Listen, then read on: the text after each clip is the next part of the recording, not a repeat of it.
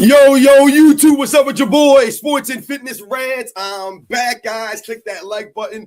Subscribe to my channel. What's up, y'all? Welcome back and welcome to another Sunday morning edition. That's right, ladies and gentlemen. You guys know the deal on this channel, man. So about setting the record straight, stopping the lies, stopping the narratives, stopping them from rewriting history, guys. And in this live, you've seen the title, LeBron James lies and Jeremy Lin cries. And we're going to talk about LeBron James, and we're going to talk about some of the Jeremy Lin comments that I heard that he made about Kobe Bryant and the story that he told, about an interaction that he had with Kobe Bryant back when they played some years ago. Talk about LeBron James and some comments I heard that LeBron James recently made about how, again, he ain't cheat the game and he gives it his all and blah, blah, blah, blah, blah. I'm going to read those comments off. Once again, typical LeBron James stuff. The man gets on a microphone and just starts making up stories. So we'll talk about that. Some other things I wrote down here. I want to talk about some Jaylen Brown comments that I saw that he had said. I want to talk about this Victor Wembanyama stuff too, because the Nikola Jokic fans, man, they got real mad at that Victor Wembanyama post I made the other day about the block shots, the total block shots. So we're definitely going to talk about some of that stuff. And, whatever else we, talk about in these live streams, because that's what we do, ladies and gentlemen. So once again, I want to thank you guys, everyone across the world, everyone across the states, man, that's been supporting my channel. You guys know the deal, man. I am truly, truly humbled for all support, guys. Like I said, it really means a lot. Again, man, like I said, I'm truly humbled, guys, for real, man. And you guys know what to do. Turn the volume all the way up. Hit that play button. Remember, these videos, these lives, are for educational purposes. Y'all ready to roll, man. They ready to roll, man. Y'all been ready, man. And let's roll. So, yes, guys, once again, man, shout out to all y'all out there that continue to come through. I always start the lives a little bit early if I can, a couple minutes early. So, once again, good morning to all you guys coming in. A Sunday morning edition. I really like doing the Sunday morning editions. The Friday nights are great. So I think I'm gonna try to make that a consistent thing, if I can. So once again, shout out to all you guys for coming through. My man Ben had always, my man, hi Heisenberg. Shout out to you. What's going on? Thank you for coming through this morning. As always, shout out to the Philippines, man. Because the Philippines, man, I'm gonna shout you guys out in a second. Because I don't know if you guys know, but this is tomorrow will be 4 years for me on YouTube. Tomorrow will be I started back in 2022. March 9th. So this will be 4 years tomorrow that I've been on YouTube. So I guess today's show is kind of like an anniversary of sorts. So once again, shout out to everybody in the Philippines, because you guys have been a true supporter. Everybody out there. Shout out to Renee for always coming through. My man Chip Ferguson, a true supporter, man. Been around for a minute. Thank you very much. Good morning to you guys. Like I said, always coming through, man. It means a lot. The consistent support from you guys. Like I said, it's always I see the same people, man. And that means a lot to me for real.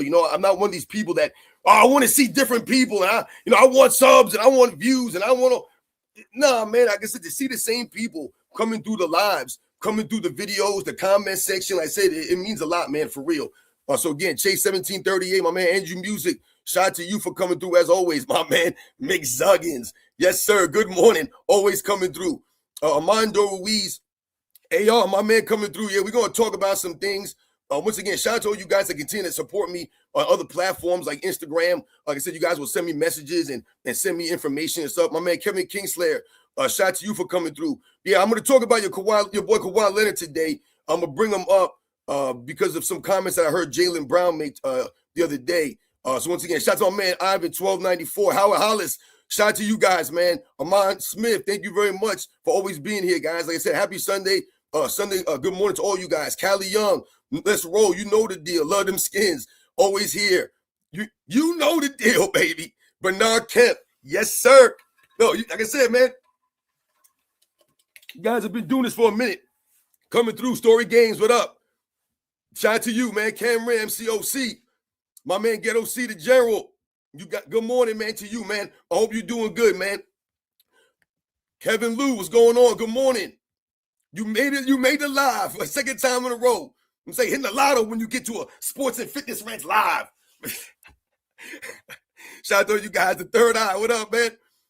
Oh man, I said, man, it means a lot for you guys to always come through. It means a lot. Anthony Sanchez, what's going on? Good morning. Shout out to all you guys in the chat, man. Like I said, it really means a lot. My man, Am Madman, what up? Am Madman. Sorry if I jacked your name up. Rob, Luca balling without Braun LaCour. Yeah, man, we're going to talk about that too. You right about that. Shout out to my man, Jordan LeBron. You know the deal, baby. You making the coffee. I like that, man. Well, get your coffee going, and you know what to do with the background. Put the volume all the way up. You know what I'm saying? So shout out to you for always coming through, man. I'm going to shout you guys out here in a second because like I told you guys, shout out to Roland Curtis, always coming through. Sup, Robin? What happened to your show with LH? Yeah, well, once again, let me start first, guys, and start the show by saying, like I said earlier or a little while ago, that tomorrow will be 4 years on YouTube for me. I never thought that I would be making these kinds of videos originally when I started my channel. I was doing just fitness stuff. And essentially, it was just me yelling in the camera for like 60-second clips at a time about whatever the topic was. And not many people were watching any of my shorts. And it was never really about gaining notoriety or any of these kinds of stuff or making money on the channel. As a matter of fact, I remember when I first started the channel, like I've told you guys before, when I was talking to my wife about this stuff, you know, I told her one day, I was like, yo, I'm thinking about making a YouTube channel. And I told you guys that originally I wanted to do fitness stuff. And that's originally what my main focus was fitness and health things, right? Because I was always talking about this kind of stuff with people. People were always coming up to me, asking me these kinds of questions on a daily basis. So it made sense for me. People had said to me, hey, man, you should make videos, you know, and do stuff like this on social media. So when I thought about making a channel, I told my wife, I was like, I'll probably do this for maybe like a month, you know, maybe a couple of months or something, and then I'll probably not do it anymore. And I told her I'll try to do it for at least a year, but I doubt I'll end up doing it for a year because, you know, it's not easy to consistently make videos and do this stuff all the time. And no, my channel is no frills. I don't have any fancy stuff or any of those kinds of things. But that was originally how my channel started. And I told you guys, when I was watching YouTube, like when I first started watching YouTube videos was around COVID time, right? So around like 2020, 2021, right? Before I came on YouTube in 2022, and I was watching some of these videos. So what I want to do right now is just take some time to shout people in the membership, essentially the people who've been around on my membership for a long time. Because again, like I've told people, I don't offer anybody anything on my membership. Like I said, my videos, my channel's no frills. You know what I'm saying? Like I said, I don't have much to add or to give people as far as membership goes. Like I said, I don't have a fancy channel like that, right? You know, I don't have like free giveaways or some kind of, you know, stuff that, you know, I can give you guys or anything like that. That's why I've always appreciated this stuff. So shout out to my man, Animaniac89, who's been a member on my channel for 20 months now. I mean, that's insane. I mean, like, who the hell wants to be a member of my channel for that long? That's crazy. Like I said, I'm truly humbled by all the support, guys. My man G the Great, who's been a member for 19 months. Like I said, it's truly humbling for you guys to continue to support my channel like this. My man Primetime Henry, who's been a member for 19 months. Mind the North Star, who's been a member for 19 months. Infamous Styles, who's been a member for 19 months. James Hicks, who's been a member for 13 months. So once again, shout out to all those people. Those are the longest members on my channel. I mean, like I said, man, I'm truly humbled that anybody would be subscribed to my channel. People would ask for my opinions on stuff. People would be a member of my channel. So once again, that means a lot. Shout out to Mark Book, who's been a member for 12 months of my channel. Shout out to Mary Lewis, who's been a member for 11 months on my channel. Austin Casey, who's been a member for 10 months on my channel. Shout out to you. Vernon Lee Warren. Shout out to Vernon Lee Warren, who's been a member for 9 months of my channel. My man George Bryce. Shout out to George Bryce, who's been a member for 8 months on my channel. Solange Orr. Shout out to him, who's been a member for 8 months on my channel. Mick Zuggins. Shout out to Mick Zuggins, who's in the chat right now.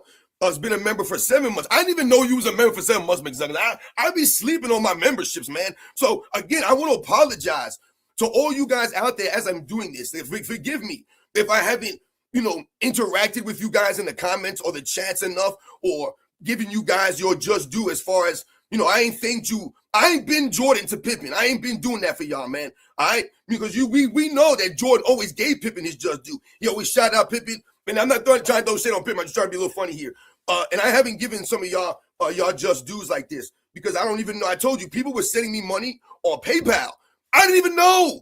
I didn't even realize this because I told you that was never the intent of my channel. And I forgot I even had PayPal. And sometimes I get an email, I'll be, oh my God, I was like, someone sent me money. I didn't even realize this. So again, man, forgive me out there to all y'all out there, man. So I'm going to continue.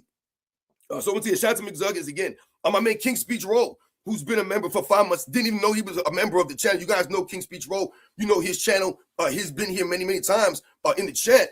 So shout out to him. Mike Lowry, who's been a member for 5 months of my channel. Jamal McCall, who's been a member for 4 months on my channel. Eric 5556, who's been a member on my channel for 4 months. David Young Sr., who I believe I saw in the chat, who's always in my lives. Shout out to David Young Senior, a member of my channel for 4 months. So again, guys, like I said, I'm truly humbled. Demetrius Marcel, who's been a member of my channel for 4 months. Jordan Stopper 82, who's always here, has been a member of my channel for 4 months. All right. Kodrin Dobrikin has been a member of my channel for 3 months. I probably jacked your whole name up, but you know who you are, man. So once again, shout out to you. McKinnis Moon has been a member of my channel for 3 months. MacMan 6885 has been a channel of my member for 2 months. My man KK has been a member for a month.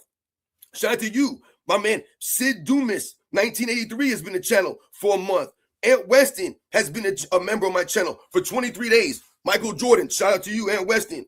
My man J-Wad D8538 has been a member for 20 days. Barry Sanders, shout out to you. Heath Overledger has been a member for 20 days. Again, Speed Eagle 2 has been a member for my channel for 20 days. Shout out to you.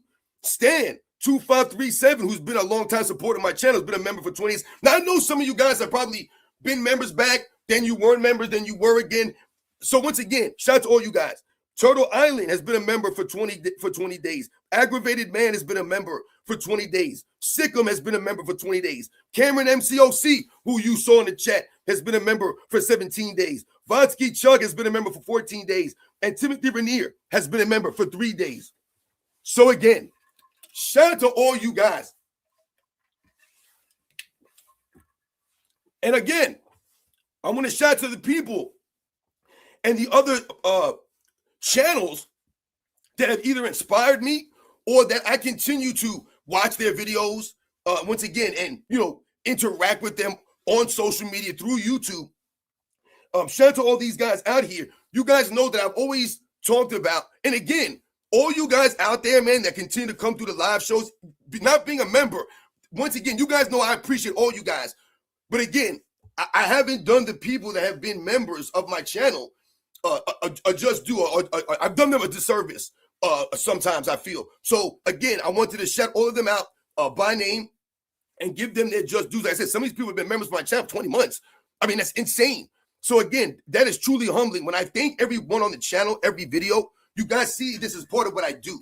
I told you, people have told me in the past to cut my intro. Because I remember as the intro modified, because I used to talk about, I'm sticking up for the 80s and the 90s, right? I used to say that in my intro. And I told people that I'm not going to get rid of the intro, and I'm definitely not going to get rid of thanking everybody in the beginning of my videos. I don't beg you guys for donations. I don't solicit for money on this channel. Do I beg you guys to like my videos or subscribe to my channel? I say it once in the intro. That's when I say it.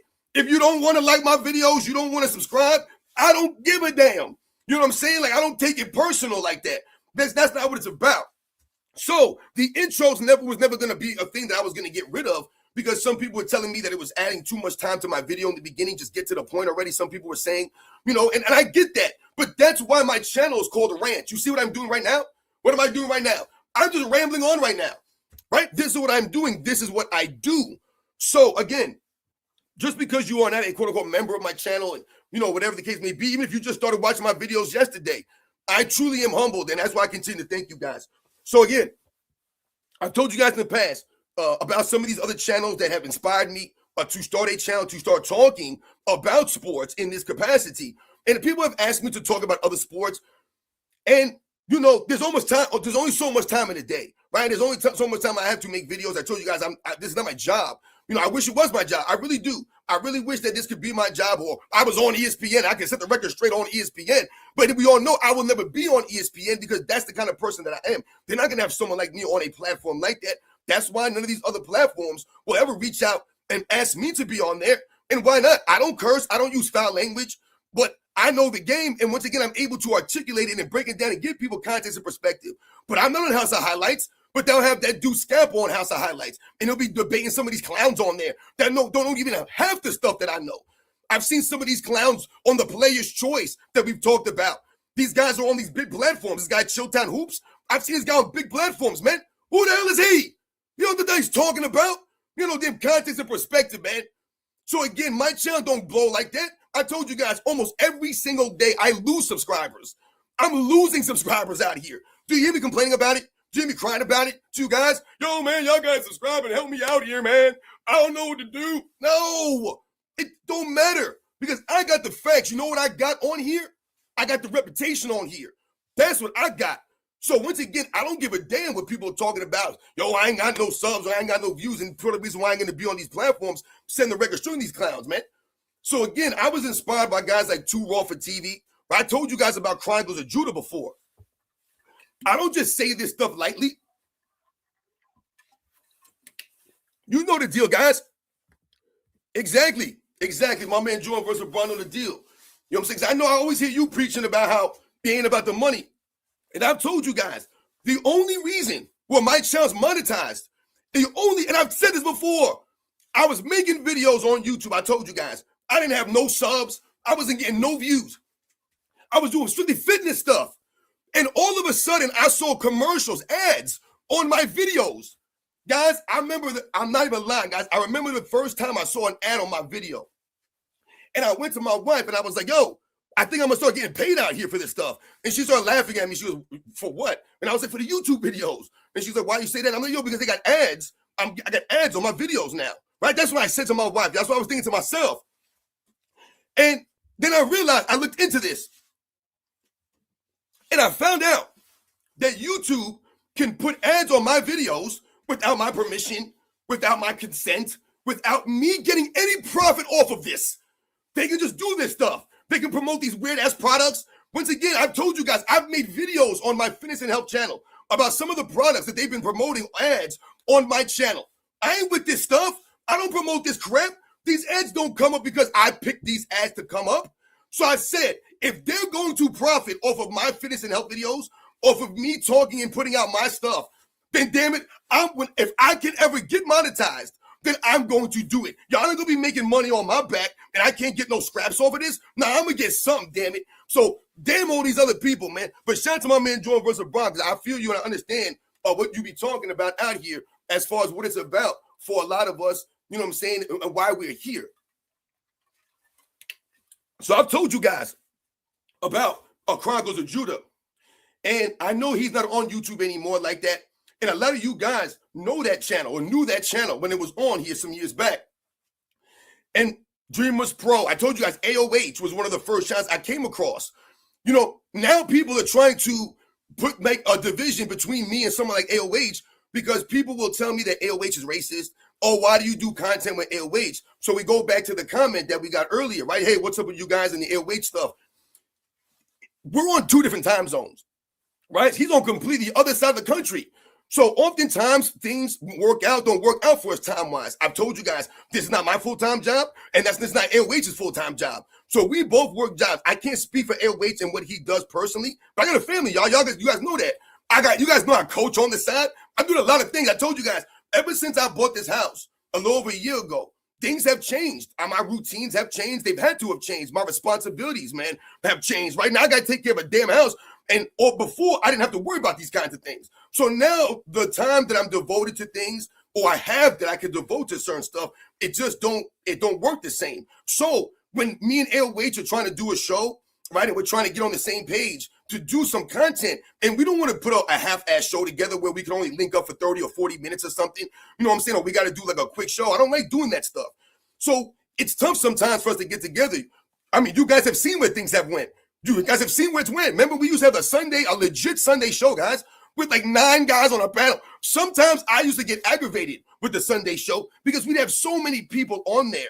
But it was good because you have different personalities, right? You have different opinions, different inputs, right? Different age ranges. So you have different contexts and perspectives on things, right? Everyone brought something to the table when we used to do the Sunday show. Hoop God, my man Michael Jordan fans are the best, right? We used to have AOH on there sometimes, right? My man NNB Sports would come through there. We would have different people come through the show all the time. Speen would come by, right? I mean, we had people on there. That dude Rex, the old dude Rex, used to hit us with all kinds of knowledge. These guys would come through. So, it's tough sometimes for us to link up, me and AOH. But when people try to throw some kind of division between me and AOH and they talk about him wearing the afro and they try to make it seem like AOH is trying to poke fun at black people. Listen, guys, people have sent these kinds of things to me in comments. People have sent me stuff and they try to, like I said, make something that's not there. I tell you guys what, and I've told you guys what, I don't subscribe to the racism stuff, right? And I know because to me, is there racism out there? Absolutely. Are there race out there? Hell yeah. I told you guys, I've been called the N-word by white people many, many times, man. All right. I've come to in bad situations with people who've said these things to me. All right. I've told you guys, man, I try to treat people, right, based off of the values and the principles that I would hold myself to. So if they're going to hold themselves to these kinds of standards, right, and they have earned my respect, why would I have a reason to doubt anything? So once again, when it comes to someone like AOH, I have no reason to ever doubt AOH and anything that me and AOH, I mean, listen, you guys don't even know the conversations that me and AOH have had behind the scenes. So when people try to act like they know, me or they know AOH, and I'm not saying that I know AOH personally, but we've had personal conversations off camera, behind the scenes. You know what I'm saying? We've texted each other. He has my number. So the things that we talk about are not necessarily things that people are privy to. When it comes to basketball and we're talking about sports, me and AOH see eye to eye on most of all these things. Now, no, yes, we've disagreed on some of these live shows before, and he doesn't agree with all the things that I've said and all the things that I do say in my stuff. But once again, we have a similar and common way of thinking and understanding of this stuff. You know why? Because AOH is a grown-ass man, and that's how he comes across to me. So I'm going to treat him like a grown-ass man until it's a need for me to treat him otherwise. All right? So once again, he's always shown me respect. He's always treated me with respect, AOH. And again, I have treated AOH with respect in kind. So to me and him, that's why we continue to do this work. I don't work with people that I feel like I have a good judge of character. Once again, I don't know AOH personally outside of social media, but I've told you we've had personal conversations, me and AOH. So much respect to my man AOH. But I want to shout out those guys. Like I said, my man Jim over at Self Research NBA Facts. You guys know Jim over at Self Research NBA Facts. Shout out to him. I know I'm rambling on a little bit here, guys. I'm gonna get into the show in a minute. I know you guys don't want to hear me, talk about this kind of stuff, but shout out to my man Jim over at Self Research NBA Facts, because when you talk about someone like Jim over at Self Research, yeah, for real. Once again, shout out to AOH, Davion C. You know the deal, man. All you guys, man. Listen, I'm gonna assume everyone who subscribed to my channel is subscribed to AOH channel. Again, so and I know AOH has touched on this recently in a video that he did. The stuff between me and him, or people are trying to, draw a wedge between me and him, and it ain't never gonna happen, man. It ain't gonna happen because I told you, man. Once again, me and AOH, like I said, man, that's my man right there. When I talk about Jim, my man over on Self Research, again, I don't know Jim personally, but I've told you guys, I remember when Jim was in our chat. Jim was one of the guys in the chat coming to the live shows on the Sunday shows. He was one of those guys. And I said, and I used to always highlight his comments because I said to guys like Dart and the other guys that were on there, I used to say, this guy's got some good comments. He's putting all these crazy numbers and things that, people wouldn't think to research. That's what he was putting in the chat a lot, right? And he was putting these big, long things in the chat, and talking about certain angles that people didn't think about. So I remember we told this dude, because remember, he used to call up. If you guys remember, he would call up, you know what I'm saying? And he would, add to the conversation, right? He would add to the show oftentimes. And we told him, I remember specifically telling him, you should start a channel. You should start a channel, man. because you're doing angles and you're doing the research that people don't think about doing, right? And this research is not, fun to do. It's monotonous. He has talked about it many times. So again, shout out to Jim over at Self Research NBA Facts and the work that he continues to do over there. And like I said, the numbers and the research that he does, that's not easy to do. So again, much respect to him. Shout out to my man Ticket TV, who continues to do what he does. Like I said, sometimes Ticket TV gets a little crazy for me. Sometimes he just is just talking crazy sometimes. And I'm like, damn, man, like, Ticket, you lost me here. You know what I'm saying? But like, he's entertaining. You know what I'm saying? And a lot of times, most of the time, I understand what he's saying. Because like I said, we grew up watching the same stuff. We have similar views on this stuff. And, sometimes, Ticket goes, like, he just goes crazy, man. Right? He goes crazy. He be cursing up a storm, man. He be saying some crazy stuff sometimes. Like, I remember, like, being subscribed to Ticket and having, like, all of these different videos popping up in my feed all the time. And I would be like, damn, this dude's talking about this now. Like, he had so many different channels, so many different kinds of video topics. I mean, he was talking about things that, I remember when the P. Diddy stuff was going down. I was like, yo, I can't subscribe to this dude no more. This is getting crazy right now. Because every time I went on YouTube, it was like Diddy stuff, Diddy this, Diddy trial this, Diddy one. I was like, yo, this is getting nuts right now. I was like, my God, man. So once again, a shout to my man Ticket, man, because he be having me dying out there. He be cracking up, man. He's come through our live shows before. He's come through my videos. He's supported my channel. So again, I'm really, truly humbled that someone like Ticket TV would ever come to my channel, would ever, like I said, comment on my videos, and share he's shared so many of my videos, Ticket TV. Like I said, that's truly, truly humbling, man. So again, shout out to him. Shout out to my man Charles over in the Dreamers Pro, because Dreamers Pro was, again, another place that inspired me when I first came on YouTube. These were the first couple of channels I told you I was watching, guys. Like I said, the AOH, the Two Raws, the Chronicles of Judah, Dreamers Pro, Ticket TV. Like, these were the channels. There was another guy called Bruce Blitz. I don't know if Bruce Blitz is still around. If anyone knows Bruce Blitz, I think that's what his name was. He's like an OG on YouTube. He's been around since the beginning. But I remember Bruce Blitz, like when I was watching some of his videos, this guy's getting me hyped up. And I was like, because he was coming with like I said, he had like a desk, like, and he had all this, like, I don't know how they do it, like the graphics and everything. These guys have these skills. They do all this stuff. Like I said, my channel's not fancy like that. I'm standing here talking to you guys, what I'm saying, in my garage here. You guys know I'm sitting talking to you guys in my car. I'm standing somewhere, what I'm saying? Like, I don't have no fancy, desk like my man Mel over at Man Down Sports, another channel that once again is truly has supported me, and they've been doing their thing. But yeah, Bruce Blitz, man. Like I said, I don't know if he still does content, but shout out to Bruce Blitz, man. I would love to do a live with him. I would love to just let him, talk on a live show. But shout out to Bruce Blitz. Again, shout out to my man over Uncommon Sense. You guys know Uncommon Sense has been on the live many, many times. So once again, shout out to Uncommon Sense because he's just a cool cat, man. Once again, I don't know him personally, but what I'm saying, the vibe I get from his channel, listening to him all this time,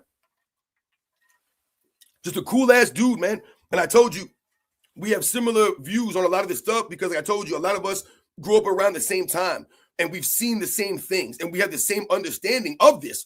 You know what I'm saying? Like, what we all saw, we all are understanding. We have all the same understanding of what we saw, right? The whole Scottie Pippen stuff, the LeBron James versus Michael Jordan stuff. Like, we all have the same understanding on all of this stuff. There's no like deviation from anyone that grew up at that time or actually witnessed this stuff. No one deviates from this, man. That's why I say whenever people talk crazy to me and they say some weird stuff, you let me know right there, dude, you weren't around for this. You have no idea who this man is. You have no idea what they did back in them days. You have no clue. You have no idea what they were doing, how they did it. You know what I'm saying? Why they were doing it. You know what I'm saying? You just don't know. So once again, shout out to my man Uncommon Sense and the work that he continues to do over there. Like I mentioned, just a cool ass dude, man. His videos are really good stuff, man. And he's continued to grow his platform. So shout out to him. Shout out to my man over at the Format Podcast. You guys know I just started linking up with them. But shout out to him over there. You guys know my man Mel over at Man Down Sports, like I just mentioned a little while ago, and the work that they do. He's invited me on his platform several times, so I definitely want to shout him out. My man over at the basketball show, I don't know him like that. He's never been on our show, or I've never really interacted with him much. A couple of times we've gone back and forth in the comment section in some of the videos that he's done, man. I really like a lot of this stuff that he does. Again, I would love to have him do a live show with me, or come do a live show. If anyone knows that dude over at the basketball show, shout out to him. Uncut Hoops, you guys know, once again, I've been subscribed to Uncut Hoops for a minute. And I remember Uncut Hoops, when I first went on Instagram, I remember seeing Uncut Hoops. He was on Instagram first, and he was called like MJ's GOAT or something like that. And he always had good videos. The way he put the videos together, I always thought his stuff was good. And he continues to do those kinds of things. So again, shout out to him. Shout out to my man Franchise Sports TV. He's been a big supporter of my channel. You know, a lot of these people have supported my channel, and I didn't even know that they had channels. You know, I didn't know that they were making videos. And then I looked to see, and I was like, oh man, these guys got channels out here. My man over at the Basketball Time Machine. I can't remember his name. Sean, maybe his name is. Maybe I'm off on that. But shout out to him over the Basketball Time Machine. He was another guy that I saw when I first came on YouTube. His videos would pop up often in my feed. So shout out to him. So like I said, shout out to Sports T. I've worked with her several times. You guys know that. So once again, shout out to her. I don't know. She hasn't really been posting as much. Shout out to my man Classic Basketball DVDs. He's been a true supporter of my channel. I don't know if he's in the chat. The Will Chamberlain Archive. Shout out to my man over the Will Chamberlain Archive and the work that he's done. Again, I've had the honor and the pleasure of working with him a couple of times. You guys have seen we've gotten him out there on the live shows. So once again, man, I know I'm rambled on here and I didn't talk about much, but I wanted to thank a lot of you guys out there. I also want to take a couple of seconds here, guys, and shout out you guys when I talk about, like, you know, I tell you guys all the time, like, the people who have supported me. And I tell you guys about different countries, right? And a lot of times you guys will shout your countries out in the chat. And I told you guys a lot of times, you know, we had the Philippines here in the start. And the Philippines and Canada have been the two major contributors, supporters of my channel. People watching my channel, you know, like I said, you know, and supporting my channel.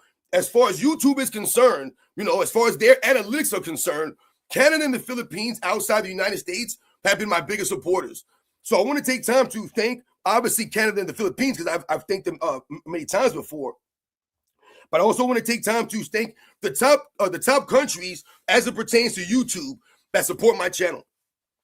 The United Kingdom, shout out to everybody in the United Kingdom that has continued to support my channel. Australia, they have been, I mean, and these countries have been pretty consistent. These top 4 or 5 countries, this has been a pretty consistent theme. And I understand these are some of the larger countries, so we get all this kind of stuff. But once again, the Philippines ain't that big, is it? But them people's out there supporting my stuff. So again, Australia, shout out to everybody in Australia. Germany, people out there in Germany, man. Shout out to anybody in Germany that's here. Trinidad and Tobago ain't some big ass huge country, right? Trinidad and Tobago be representing out there, man. So shout out to y'all out there in Trinidad and Tobago, man. Y'all got to get me out there. Can y'all get me out there, man? Get me on a private jet or something, man. Anybody know the president out there or the prime minister, whatever y'all got out there, man? Hook me up. How about Poland? Shout out to everybody in Poland, man. Poland out there representing for me. Coming through next on the list. South Africa. Shout out to people out there in South Africa, man. Yo, I ain't gonna lie. Every time that I hear South Africa, every time I hear South Africa, I think of Danny Glover, man. I don't know why, but I mean, you guys know why. But I just think about Danny Glover and Lethal Weapon. You guys remember Lethal Weapon 2, right? When they were going against the South Africans, right? And you had Danny Glover out there, and he's like, why would you want to go to South Africa? And he's like, because you're black. And he's like, you are. He goes, I am. You know what I'm saying? And he's like, you know, and they start talking about free South Africa, right? And he had that whole scene out there in Lethal Weapon. Yo, hilarious stuff to me. Like, every time I hear South Africa, I think of Danny Glover, man. I just go to Danny Glover, man. I mean, Danny Glover, Lethal Weapon, free South Africa. Like, it was hilarious to me, man. But anyway, shout out to my South Africa and the Bahamas. The Bahamas. Yo, y'all out there represent, man, in these small areas. The Philippines, the Bahamas, Trinidad and Tobago. Yo, much respect to all you guys out there, man. Like I said, I'm truly humbled, man. It means a lot. Okay, so like I said, man, you guys know the deal, man. Yo, shout out to you guys, man. I see people out there. I see one dude said they don't. What did he say about Jeremy Lin? Jeremy Lin was only good for 2 minutes. Listen, man. Someone said don't crap on Jeremy Lin. I didn't even say anything about Jeremy Lin yet. I know the title says that Jeremy Lin cries, but come on, guys. Jeremy Lin was great. We're going to talk about Jeremy Lin in a second here. We're going to talk about Jeremy Lin in a second. But again, shout out to all you guys. Man, like I said, it means a lot. So anyway, like I said, man, hope you guys are having a good Sunday morning. Shout out to all you guys that come through. Danny Glover is a Freemason. I don't even understand. Like, you know what's funny to me? Like, you bring up someone like Danny Glover in a movie, and you have people that say something like this. Like, I don't get people. Like, how do y'all live your lives? Like, I'm weirded out by a lot of people in society now, like these conspiracy theorist people and all these people that believe all this stuff, and they have all this. I'm waiting for you people to come to the forefront with everything. Like, people that have all this evidence on stuff, they know so much. They know so much. They know so little, and they so worried about to me, the weirdest things. Like I've said before on this channel, you got people out here that are dedicating their life to trying to prove that the earth is not round. It's not a sphere. It's flat. You have people that are actually dedicating their time and effort and energy, their lives to this. You have nothing else going on. Nothing else in your life you have nothing else to worry about. This is what you're worried about in your life. To me, it's weird to me. Like I said, your life is great then, man. My man, it's great that you guys have time to think about these kinds of things. I ain't got time to think about this stuff. You think I'm thinking when I think about Danny Glover, you think I'm thinking about Danny Glover like that? You think I know Danny Glover like that? You think I'm worried to even care to know Danny Glover like that? Like I said, man, I'm talking about Lethal Weapon 2. I bring up a scene of a movie, and this is where we go. Guys, man, come on, man. Like, see, these are the kinds of people that, like, I don't want to block people, and I try not to because I told you this gives me content, but I just don't understand people sometimes, man. Like I said, man, there should be more things that you're concerned with in life. Like, I'm telling you, like, right? To me, life is hard sometimes, man. You know what I'm saying? Like, I got things going on. I got kids to worry about. I got to take care of myself, worry about my health, worry about my parents' health. I'm worried about all kinds of stuff out here, man. I don't know, man. Like I said, man, you got people worried about, wildfires burning their homes down and stuff. People worried about earthquakes and tornadoes. And you worried about Danny Glover as a Freemason puppet.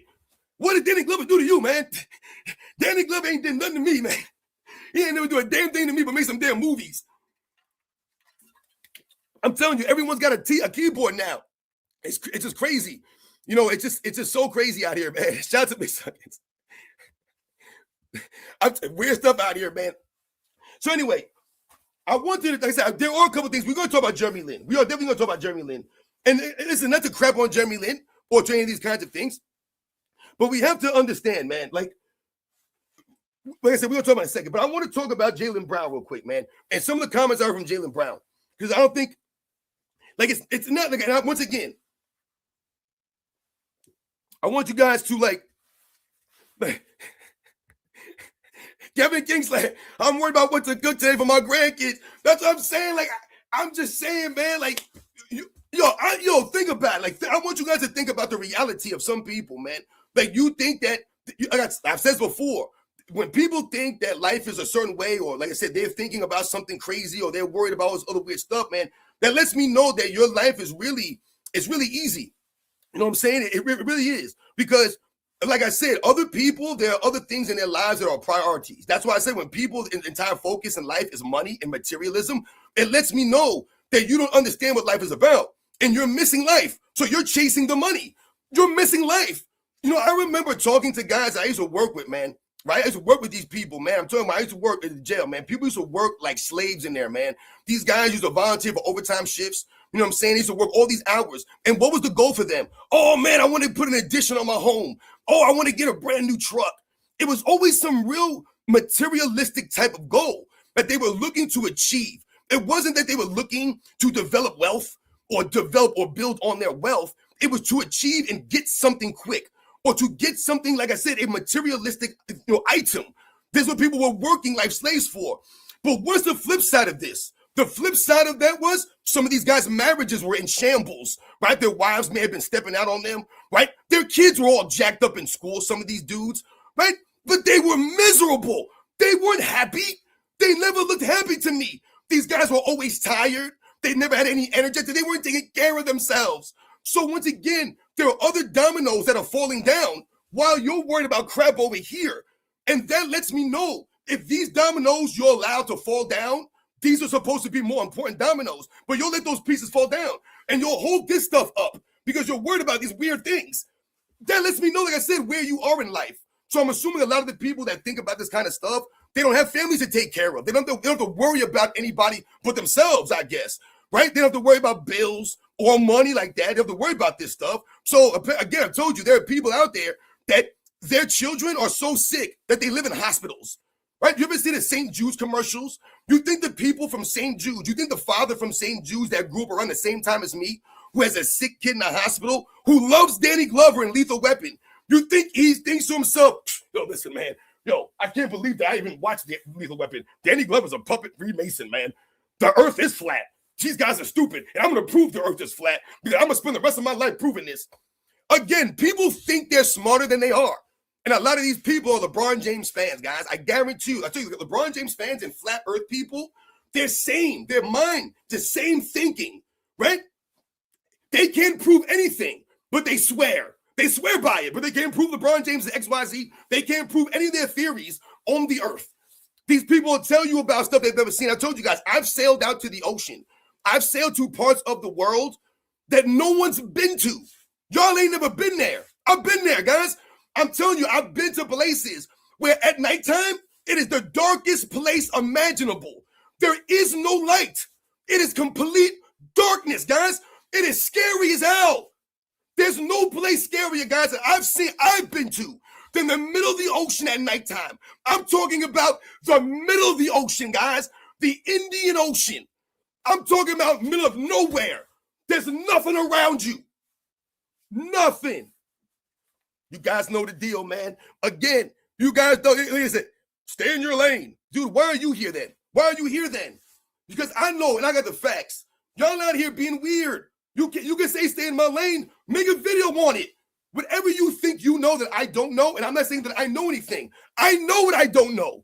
You guys think you're smarter than Isaac Newton. You guys think you're smarter than Stephen Hawking. You guys think you're smarter than some of the smartest people in the history of the world. That's where we are now. People today think they're smarter than everybody. Everyone knows everything. Everyone's a genius. Everyone in the NBA has skills. Everybody can shoot. You see where this goes? This is a societal thing. Oh, I know everything. Listen to people's kids now. People's kids think they're adults. They know everything. Y'all don't know a damn thing. Sit back and worry about other things. Let the professionals and the people who know about these fields, let them worry about that. We ain't going to start listening to you guys to help us build buildings and do all this other kind of stuff. Let the professionals handle this. You got people today that think that people are smarter today than they were 50 years ago, 100 years ago. How is that possible? It's physically and literally impossible for people to think that we're smarter today because we have quote-unquote technology. Oh, look what we've developed. Look what people were doing with less. With less. When I was in school, you couldn't even use calculators. You couldn't use any, guys, like a calculator was like, oh my God, you have a calculator? What's going on here now? I remember all these things, man. Like now, people's watches will give them answers. You know what I mean? Get the hell out of here. Oh, what? And people don't even do research anymore. They don't do homework. They Google things now. So whether Google's right or not, right, they're just going to go with whatever they research or whatever someone's AI has told them. Weird stuff out here, man. Weird stuff. You had people building buildings, guys doing math in their heads with pencils and papers. But now we're going to say these guys were dumb. How are they building these buildings? How are they doing this stuff? All of a sudden now people are smart and we were dumb 10 years ago, 20 years ago, we were dumb as hell. But now because we have technology, we're smarter. Go watch the movie WALL-E. It's a kid's movie.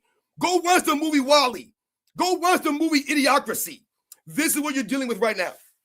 So, Jaylen Brown, anyway, let's go into Jaylen Brown. So let's get out the weeds here. We're in the weeds, man, with this stuff. That's not even what my channel's about. I don't care about this crap. I ain't got time for this nonsense. I'm going to read some comments off from Jaylen Brown real quick here. All right? Whatever weird stuff people are saying in the chat, it don't matter, guys. It don't even matter. Like I said, man, it's weird, man. People, like I said, I love people. Make videos on this stuff. Whatever you feel in the chat that I'm dumb on, oh, you don't even know what you're talking about, dude. Whatever it is, make videos on it. You're so confident. Make the videos. Put your face on camera when you do it, though. You got to put your face on camera. You make the video. Tag me in the video. Tag me in it. I would love to see the data, the information, the facts, all that stuff. You break it down to me. Oh, my fault, guys. You guys have sent some supers in here, and I'm over here rambling like an idiot. Story Game, shout out to you. It's interesting that both Kobe and LeBron both had teammates that needed therapy after dealing with them. Most likely for different reasons, though. See, and this is part of the thing that I said with the Jeremy Lin stuff.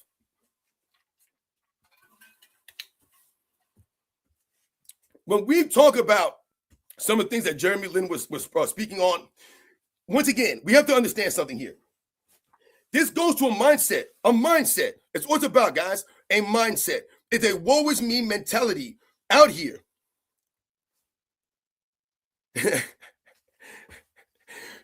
Some of this stuff is getting weird, man. I'll tell you right now. Okay, so anyway, continue what I was saying here, though. Like I said, I don't want to, goodness gracious, man. Sometimes, man, I can't get to stuff, man, because it just gets crazy. And I hate having to explain, stuff to people. Because, again, I'm not the smartest person in the world. I'm not, guys. And I've told you guys what. The reason why I'm not smart is because I know I'm not smart. And the reason why I have an understanding of things is because I know I don't understand everything. So, again, I've listened to people that know. The same thing we talk about in sports. It's the same thing that applies to the world. I don't get the correlation that people are not making here. When we talk about listening to historians, people who know the game more than you do, you have fools that are trying to tell us now about a game that they don't know. They don't know the research. They don't know the history of it. They didn't watch it, so they didn't experience that. That's how you gain perspective and context. They don't know the stories, right? They don't know how things went down. So what do? We listen to people who know more than us. We are taught, right? You learn from a teacher. Like, you think Bruce Lee just became Bruce Lee? No, I'm born Bruce Lee. Yeah, so no matter what he did, he was going to be Bruce Lee. He didn't need to learn from someone to teach him. I don't understand. Like, people think that I'm so confused here. We think about this with sports. You listen to historians, people teaching you on stuff. Why? Because they're professionals at this. That's why we laugh at the pros now. These guys are not professionals. They don't know the game they're covering. They're not educating you. They're not giving you historical perspective and context. So we have to understand something. There are people out there, right, that have done things, that have accomplished things, that are great human beings. Not me, them. They did this. They accomplished this stuff. Who the hell am I to be like, this don't sound right. Hold on a second here. I don't believe this. We've been going through this world. We've been going through this stuff. People have developed technology off of the things that we talked about from hundreds of years ago. These people came up with Isaac Newton. And now people are trying to act like the technology that they use today is not using those kinds of, equations, right? And theories that these people have tested time and time again, man. This is so freaking weird. I'm just saying, guys, it doesn't make sense. If you apply this to sports, you have to apply it to your life. I told you guys what? I'm the beneficiary of my parents, of my father and mother. That's who I'm a beneficiary of. The things that you guys respect me on this channel for talking about, the honor, the class, the integrity that I've learned about. It wasn't just in the military. Some of these things came out. I appreciated some of these kinds of qualities more in people due to the military, right? But the way that I was, right? I was a reflection of my parents. And I've told you guys what? The man that I am, I was trying to strive to be like my father in that regard. Not Michael Jordan. Oh, yeah, I'm going to try to be the best man I can like Michael Jordan was. No. So again, I learned from my dad. Does that mean I never questioned my dad? Does that mean I never thought, I don't know if my dad's doing it right? So again, I'm 45 now. My dad is 76 years old. We just built a shed together. You think there weren't times that me and my dad butted head out there? when we thought maybe something else would have worked. I said to my dad, hold on, say that. This ain't, I don't think it's gonna work. No, I'll just sit there and be like, yeah, whatever you say, Dad, let's do it, no matter what. No, and there were times out there where I had a suggestion that was stupid. And my dad pointed out, like, yeah, but you didn't think about this, right? I was like, oh yeah, you're right, Dad, my bad. Because what? Because he has more experience doing this than me. My dad has built all kinds of things. And he came from Harlem, guys, the streets of Harlem. Man, my dad told me stories of things that he was doing on the streets. And this man was building decks when we moved to the suburbs. He was reading books from Bob Vila. Bob freaking Vila.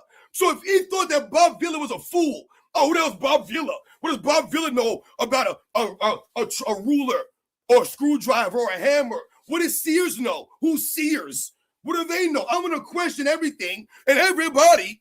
Bob Vila ain't nothing. So my dad's not going to read them books. He's going to look at them books and throw it away and be, you know what? I'm from Harlem. I know what I'm doing. I know how the world works. I know everything. I'm a black man. I made it out of Harlem alive. I can do anything. I can build anything. That deck would have fell apart after a day. You guys know what? That deck that my dad built, we built together, guys, when I was 13 years old. That me and my wife were just talking about this. The deck is still standing. Still standing, guys. 34 years later. Kidding me, man?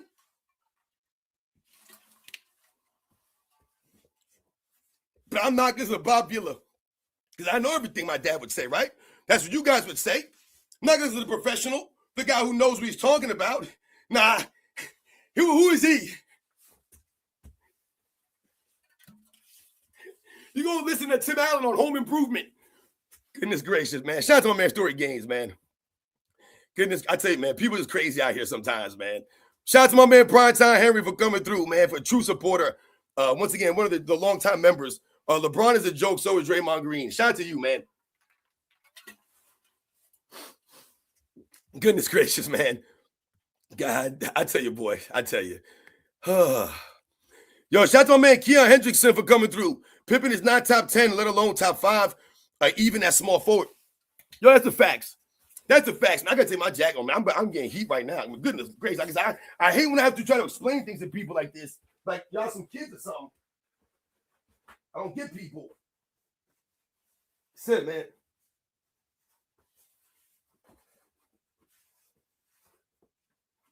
Just waiting people to make a video on this stuff. Anyway, yeah, you know, I told you guys, man, it's crazy where they promote Scottie Pippen Act. I told you guys what? It's the promotion of this stuff. The promotion.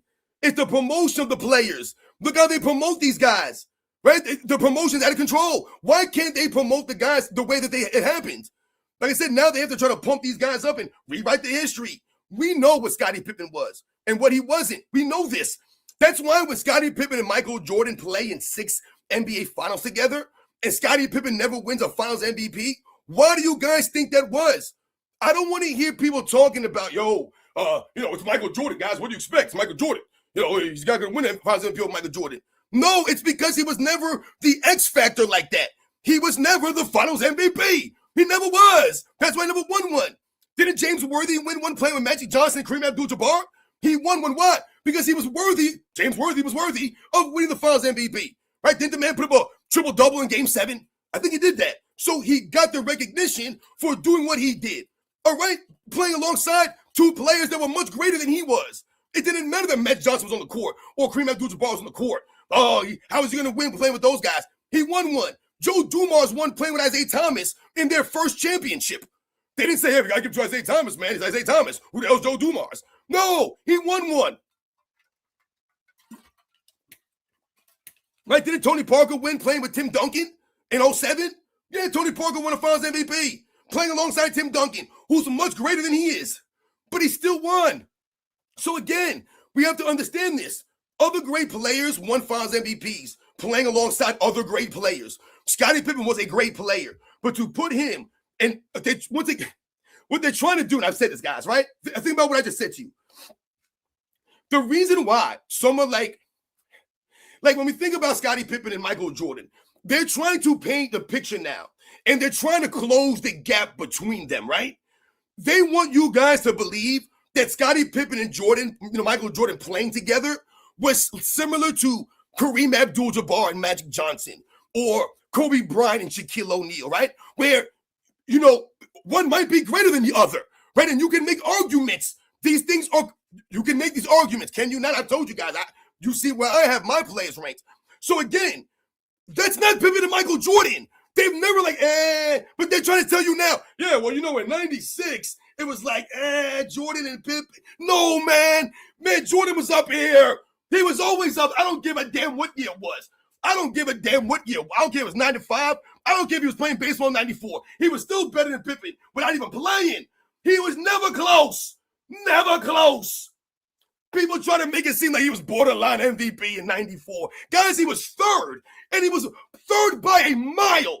He was closer to fifth than he was to first. Get the hell out of here with this crap. He wasn't close to Hakeem Olajuwon. Oh, he almost lost that MVP to Scottie Pippen in 90. I tell you right now, are you kidding me? If Pippen would have won MVP in 94, that would have been the biggest robbery in the history of MVPs. All right? Get the hell out of here, man. But this is where we're going now. This is where we promoted this. Pippen and Jordan, man. You know, I think Pippen was better on defense, and he was a better all-around player.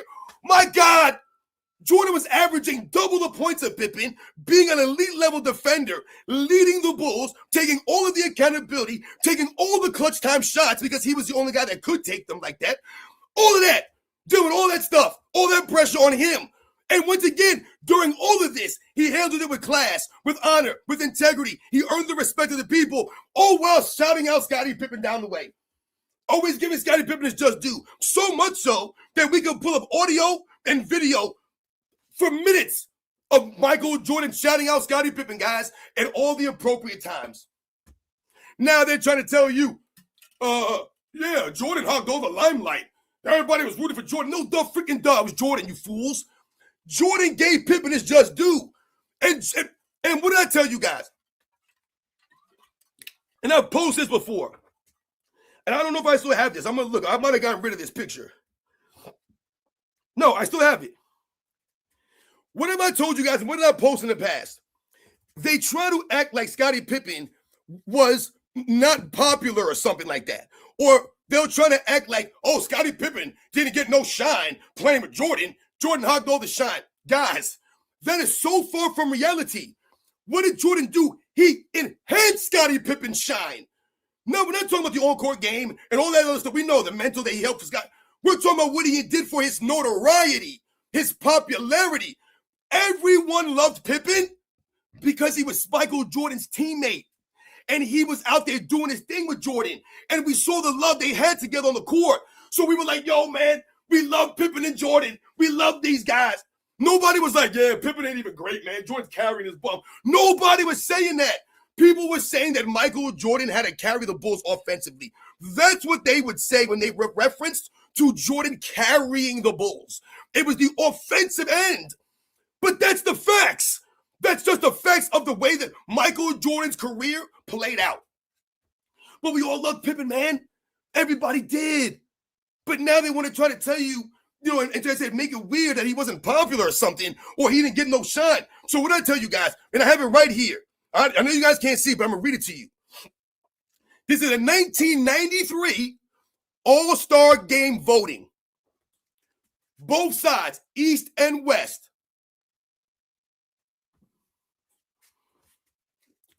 Who was the number one vote getter? 1993 All-Star Game, obviously Michael Jordan. We know he's Michael Jordan, right? He's a cool dude. Who was number two, guys? Who was number two? Scottie Pippen. Scottie Pippen, guys, was number two. Scottie Pippen was number two in All-Star voting, 1993. Why do you think a big part of that was, guys? Because he was on the Bulls, who won 2 championships in a row, and you play with Michael Jordan, the game's most popular player. So that shows and proves everyone respected and rooted for Scottie Pippen. And he's going to act in that stupid... Guys, he had more votes than Charles Barkley, who won the MVP that season. He had more votes than a rookie named Shaquille O'Neal that season, guys. More votes than Shaq. And Shaq coming in as a rookie was hyped. He had more votes than Shaq, Pippen. But he ain't getting no love. Are you freaking kidding me? Looks like you got a lot of love there, Scottie Pippen. You were number 2 in votes, dude. People respected you. You're the one who lost the respect. You threw that away because you lied. Freaking lying, man. Respect that crap. You guys know the deal here, man. Shout out to you, Troy Black. Dana Green, what up? Telling you guys right now, don't believe the hype. All right? Shout out to Callie Young. I saw you mention Deadlift Shrimp. What do you think Deadlift Shrimp would have looked like playing with Michael Jordan his entire career? From the minute Deadlift Shrimp came into the NBA and he plays with Michael Jordan. I'm not saying he's Scottie Pippen because we all know Deadlift Shrimp can't hold, a candle to Scottie Pippen on the defensive end. But Deadlift Shrimp was a better, to me, just as good playmaker, if not better playmaker than Scottie Pippen was. He was a solid rebounder. I mean, he's a better rebounder than Pippen. But he can do things, right? Like I said, he was a decent ball handler at that position, right? So when you think about someone like Deadlift Shrimp, and then you think about Dirk Nowitzki, to me, when you think about Dirk Nowitzki, he was more of an enhanced version of Deadlift Shrimp to a degree, but to me, Deadlift Shrimp could ball handle better than Dirk Nowitzki, and to me, he was a better playmaker than Dirk Nowitzki was. To me, he played better defense than Dirk Nowitzki. But I'm not going to argue that Deadlift Shrimp was greater than Dirk Nowitzki or better than Dirk Nowitzki, but these are the kinds of things he did. But you don't know about Deadlift Shrimp like that because he was a sixth man of most of his career, right? And he didn't play with Michael Jordan. Right? No. So you don't know him like that. People will knock these guys as being so, who the hell is that dude? They don't know. But these guys didn't have the opportunities to play with some of these guys. Like I said, what does Patrick Ewing's career look like playing with Michael Jordan his entire career? Right? Let's say that Patrick Ewing comes in the next year, right, on the Bulls. The Bulls draft Michael Jordan and Patrick Ewing in back-to-back seasons. Right? What does Patrick Ewing look like all of a sudden? Things are looking a little bit different, aren't they? Come on, man. Like, people act like, Pippen was just out here coming into the league and dominating. You're rewriting the history. It's not accurate. No one's knocking Pippen, man. He was like that. But he wasn't like the way you guys are trying to say he was. Sports and fitness, do you think Steph Curry can be top 10 all time with a fifth ring? Shout out to Keon Hendrickson. That's a good question. Listen. The problem for these guys is I don't know if the Warriors, I don't think the Warriors could win another ring. I'll be honest. I don't think the Warriors have a chance to win another ring. So if I say that, then the Warriors winning a fifth ring or Steph Curry winning a fifth ring would have to be pretty, like there would have to be something drastic to happen, I think, right? Like they'd have to make a serious trade or, get somebody in like some crazy play in a draft or something like that. Like, oh my God, they got this crazy rookie, that came in, what I'm saying, like a Cooper Flag or somebody like that, or Victor Wembanyama. If they got someone like that, or they made a trade for, a really good player, primetime player, but who do you think they make a trade for? So I just don't know if the Warriors will ever win a championship. But Steph Curry's career and what he's accomplished, see, this is the thing, I think, that the problem that we're getting to now with some of these guys, it's like we mentioned for LeBron James. I told you guys, I did a video like maybe a couple of years ago, and I told you guys, to me, LeBron James should have retired after the 2017 season. Because to me, when I talked about in the video, was when you look at LeBron James' career, the trajectory it went on, the roller coaster ride, the moves he made, right, the things that happened. To me, when you think about them winning in 2016, right, the improbability, 3-1, right, we talk about the circumstances, right, the injuries, the suspension, all the stuff that happened, but they win the championship, the celebration, the first Cleveland championship. So to me, LeBron James could have went out after that championship, right, having 3 wins, obviously not having a winning record, and still having all those black eyes on his career and still not having earned the respect. But at least he could have went out on quote-unquote on top. But I said in the video also, I would have respected LeBron James coming back to defend the championship in 2017, right? You won the title in 2016. You come back and you run it back to defend your title. So you come back for the 2017 season. Kevin Durant made the move he made. He blocked you in 2017 to a degree. And you lose that finals in embarrassing fashion the way you did. It leaves a bad taste in people's mouth. And now you retire after that. To me, that's what LeBron James should have done.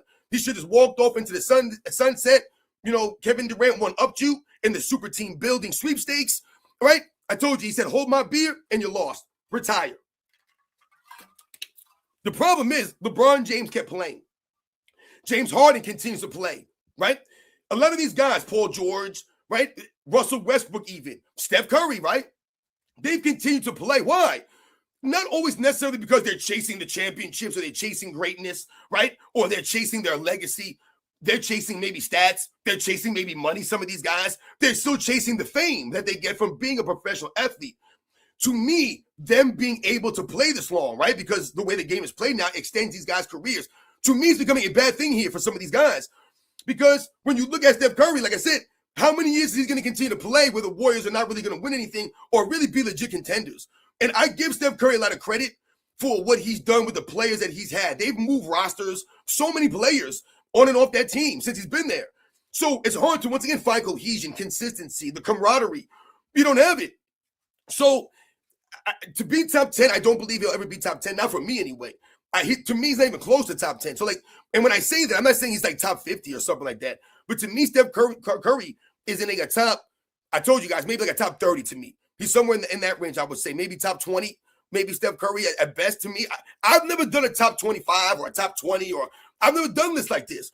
But when I think about top 10 players, the guys that I've thought when I did my video, when I thought about these conversations, Steph Curry wasn't even in the conversation for me. So to be top 10, to me, is not close. So when I say that's what I mean when I say he's not close. But also I've said, if you have Steph Curry in your top 10, like I said, that's great.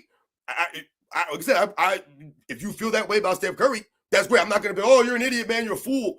You have Steph Curry in the top 10. It's the same thing with like Shaquille O'Neal, right? A lot of people, tell me that they have Shaquille top 5, top 10. I don't have Shaq top 10. So, but to me, he's in a discussion or an argument for a top 10 more than Steph Curry is. And for me anyway, what I would be thinking in my mind for rankings of players.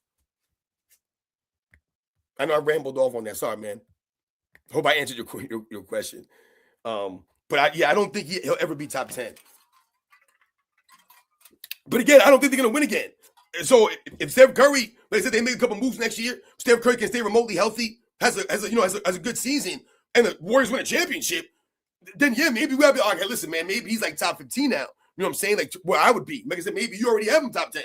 So maybe he would be top 5 to you. So that's what I'm saying. Like, where do we go? Who is he greater than? Because to me, the guys that are in my top 10, I don't believe he can pass these guys, or the guys that I would, argue for a top 10 or a top 15. And remember, we have to understand some guys. The era that Steph Curry has played in has been a soft, weak era. We can't just hold that for LeBron James and not Steph Curry. So again, I think these are the facts out here. So the Jaylen Brown comments, I want to read off to you guys. I told you, he had made some comments about Victor Wembanyama, and this is not like a negative thing. It's not like any beef, and I'm not trying to crap on Jaylen Brown here, but I want to read some comments he makes. I thought they were interesting. Yeah, when we talk about, I see you, Ant Weston, point guards, I don't know if, we talk about point guards, like we talk about point guard, and we talk about point guard list. That's why I did a video also talking about point guard. Steph Curry to me would be more of like a combo guard, right? Like when we think about those kinds of guys that are more of a shoot first player. Steph Curry's not a pass first player. He's a shoot first guy, right? He's a shooter. He's a scorer. That's what Steph Curry does on the court. Does he pass the ball? Does he play make? Absolutely, he plays makes. And a lot of those guys benefit off of him without even having to play make, right? Him just running around and being on the court, it helps everybody else. We've talked about all this stuff, no doubt. But, I saw someone put Steph Curry as easily top 15. Newman, who's he above? Like I said, I don't see how he's top 15 when he plays in a weak era. His era is still weak. The era's weak. It's like regardless of whatever people want to say, like no one ever said that Steph Curry stacked up a super team, or you know what I'm saying? And we talk about the Kevin Durant stuff, versus LeBron James, let's say. But your era overall is soft and weak, right? These guys can still get away with all kinds of things on the court, right? For me, Steph Curry has been, a weak defender, right? He hasn't been a guy on defense like that. So it's not necessarily a two-way player. And I'm not knocking him for that. He's not a defender. But sometimes people will say, oh, Steph Curry gives effort. Yeah, no one's saying you don't give effort. You're not a defender, though. You don't play defense like that. You're not one of the elite guys like that on defense at your position. You know what I'm saying? Like, you're not even good.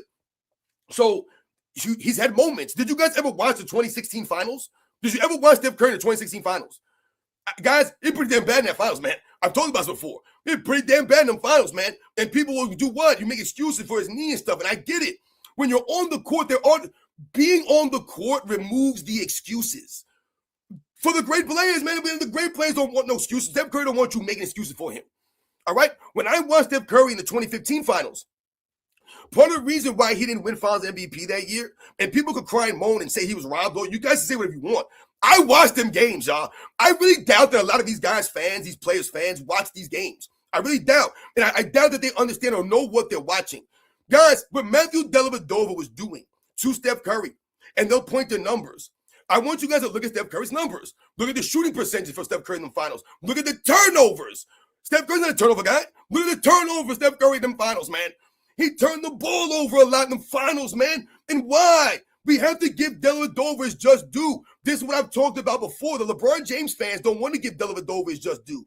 Dellavedova was earning it out there. Was he shutting Steph Curry down? No. He wasn't shutting him down, but he was doing his job. He was out there giving an effort and hustle, man. That dude was out there on oxygen on the sidelines trying to guard Steph Curry. That's how much effort he was giving, because Steph Curry requires that level of effort from someone of Dellavedova's, right, stature. He's not a great all-time great defender. So what would Steph Curry do in a finals matchup against Gary Payton if Dellavedova was hounding you like that, right? You know, when you think about some of these kinds of things, so that was back-to-back finals. To me, that Steph Curry was not good. He was not good, right? He was okay in 2015. He wasn't good in 2016. He wasn't, guys. I told you he was throwing his mouthpiece out of bounds. He fouled out the game. So he's had some of these failures on his resume. So I told you part of this stuff is reason why you're not a top 10 or top 15 player. You had Kevin Durant come to your team. You got to take some heat for that. Kevin Durant going to get heat. He going to get some heat too. So again, these are all things that add to Steph Curry being knocked down a pegs from these other great players. It's no knock on him. I told you, I think he's the best player of his era, but his era's weak. That's what I'm saying. His era's weak, though. His era's weak. All right, so anyway, this is what Jaylen Brown says, all right? He says this.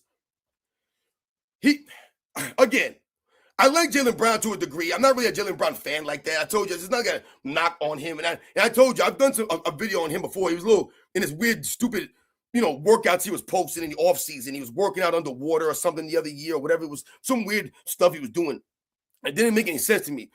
And then I told you, he was spraying the hair stuff on, and he was getting his hair all over people on the court, Jaylen Brown. I mean, he was doing all kinds of weird stuff, man. And I'm like, dude, how am I supposed to get behind you? Remember they had that clip on TNT where they had Jaylen Brown calling LeBron James, leaving a voicemail, asking him about his hair. Yo, LeBron, what do I do? What should I do with my head? Like, this is weird, corny stuff, man. Like, to me, come on, dude.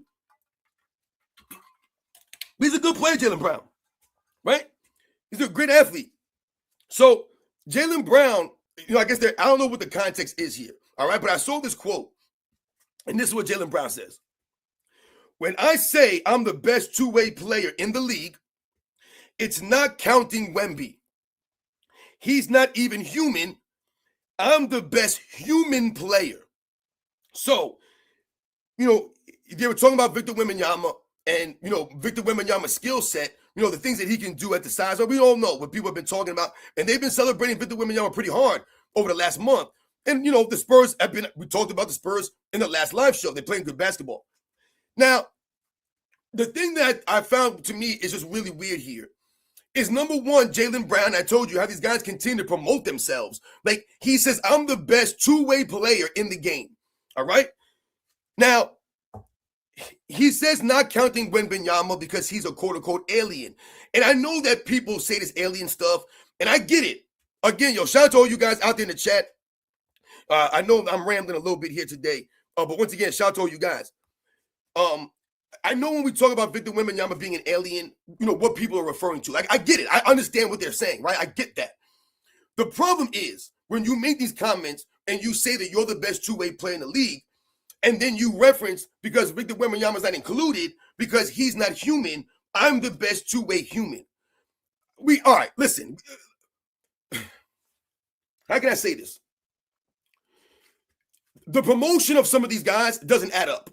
All right? So we have to understand, if you're going to promote Victor Wembanyama, Jaylen Brown, as a quote-unquote alien, I ask people again, what in your mind is an alien, right? Like, what are you thinking about an alien, being? Like, when we're referring to this, when I hear people say alien, I'm thinking about someone that, like, either these people are, like, indestructible or they're, like, something, like, they can do things. And, I mean, because Victor Wembanyama, what we've noticed over the first couple of seasons is that he has health issues.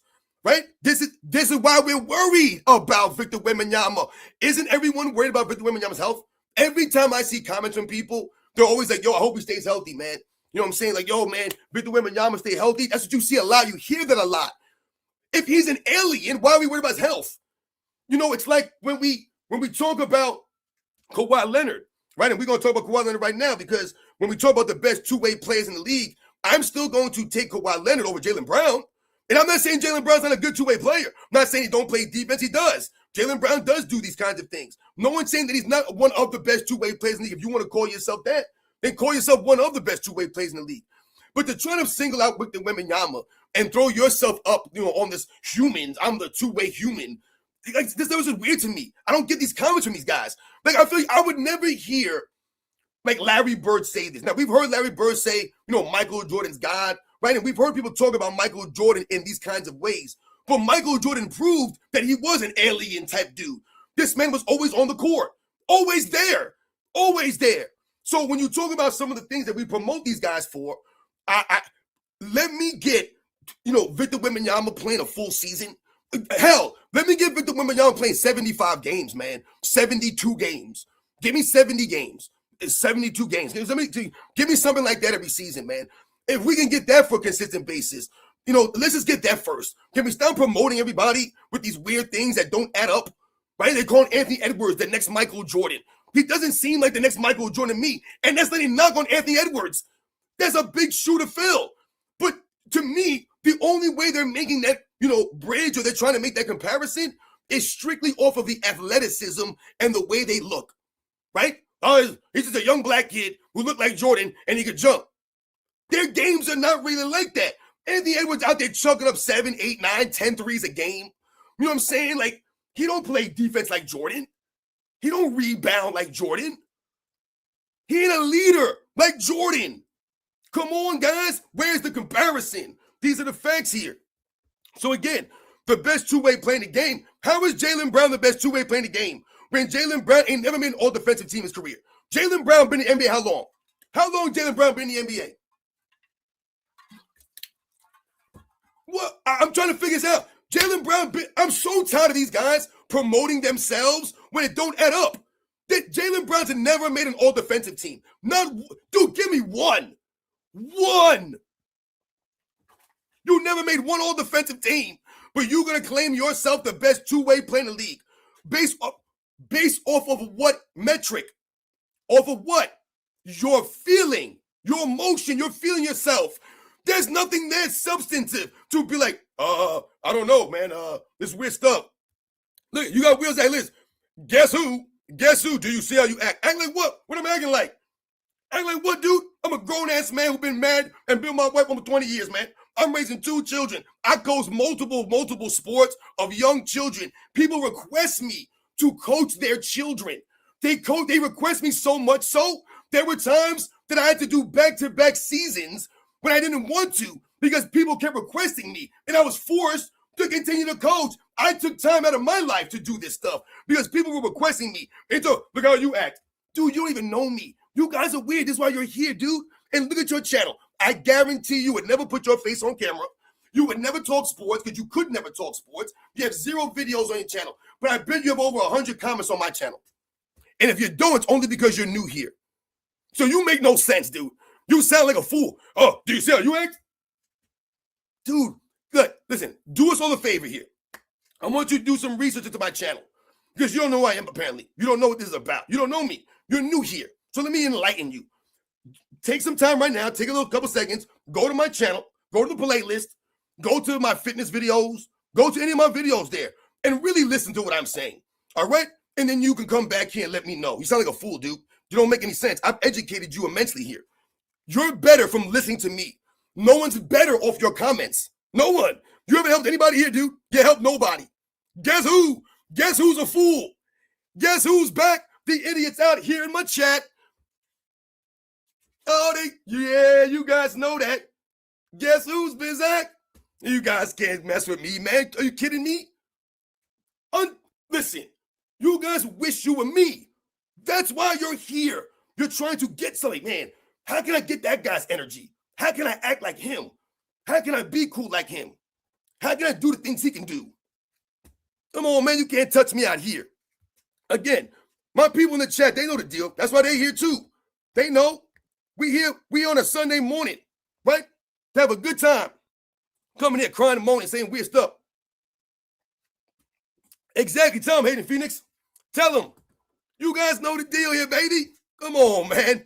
You guys know I got the facts, man. Come on. I got the facts out here, man. Come on. So anyway, what I'm saying is, I don't understand how Jaylen Brown can make this, like I said, promote yourself to say, I'm one of the best two-way players in the league. I think I'm up there with Wembanyama. Say that I'm up there with him. I respect that. You want to talk about yourself that way? I respect that. But to say flat out, I'm the best two-way player in the game, the best human, when you've never made a single all-defensive team. So like I said, what metric are we talking about here? Let's think about this. Is Jaylen Brown saying right now in the league, as it based off of what? Because who was the last player to make an all-NBA team and an all-defensive team simultaneously, guys? Do you guys know who that player was? The last player to make all-NBA, whatever it was, first, second, third, or make an all-defensive team, first or second, at the same time in the same season. Was it Jaylen Brown? And again, I'm not saying that Jaylen Brown doesn't play defense. That's not what this is about. The level of, he don't play no D. No. I'm saying, dude, how can you put yourself as the best guy in this field? The last player, guys, to make an all-NBA team and an all-defensive team was just last year. Jalen Williams from OKC Thunder made all-NBA third and all-defensive first team last year. But he's not going to shout out Jalen Williams and be, yo, Jalen up there, man. And, see, this is what I'm saying with these guys. Like, they just love to pump themselves up. But you're not going to say that, yeah, well, Jalen made all-NBA and all-defensive last year. I never made all-defensive team. Maybe this year Jaylen Brown will make an all-NBA and an all-defensive team. He's having a hell of a season. He's doing his thing. He needs to knock Jaylen Brown. But I just don't understand where you go with this. Like, how could you make that correlation? Because by the NBA standard or the NBA metric and the voters in the NBA, they voted Jalen Williams as the best two-way player in the game. He's the only guy to make all-NBA and all defense. Is Jaylen Brown better than Giannis on defense two ways? Now, we know Giannis has taken a hit, so you can argue Jaylen Brown may be better now, but come on, man. He was never the two-way player of Giannis. Like I said, dude, you never made an all-defensive team.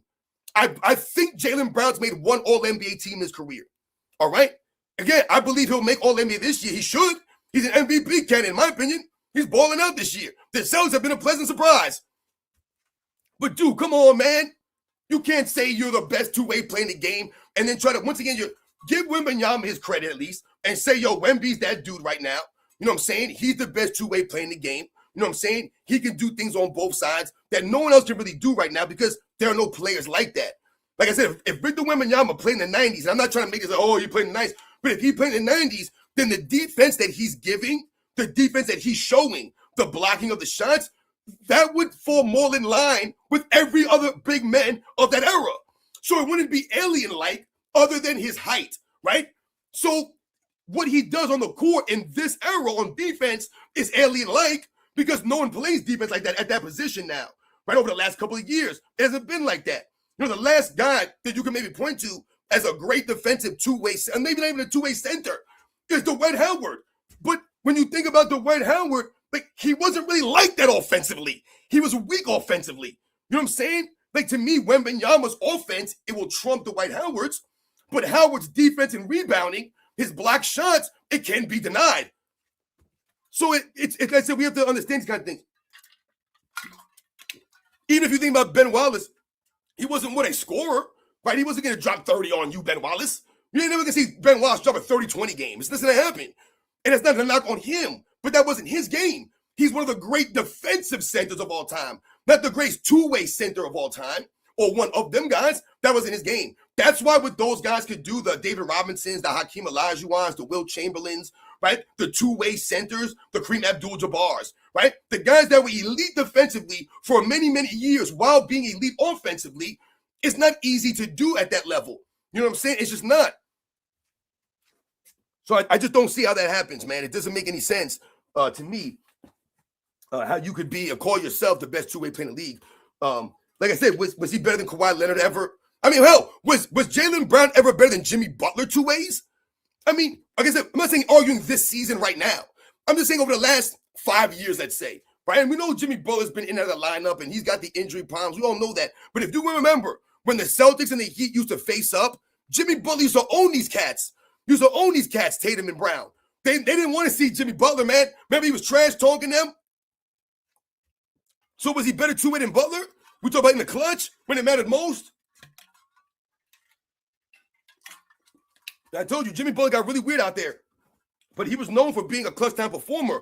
And he was known for being one of those kinds of guys like the Celtics didn't want to see. So was Jaylen Brown ever better than Jimmy Butler two ways? I don't believe so. I do not believe so. So again, I'm not saying this season. But dude, give some of these other guys some of their credit. Like I said, where Jaylen Williams, who made all defense and all NBA last season, who probably people no one even knows. No one knew that, right? No one, I don't think anybody in the chat knew that.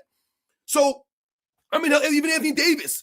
And before Anthony Davis was hurt, you know what I'm saying? Even you think about it, people forget about Anthony Davis, right? Why? Because he played with LeBron James, man.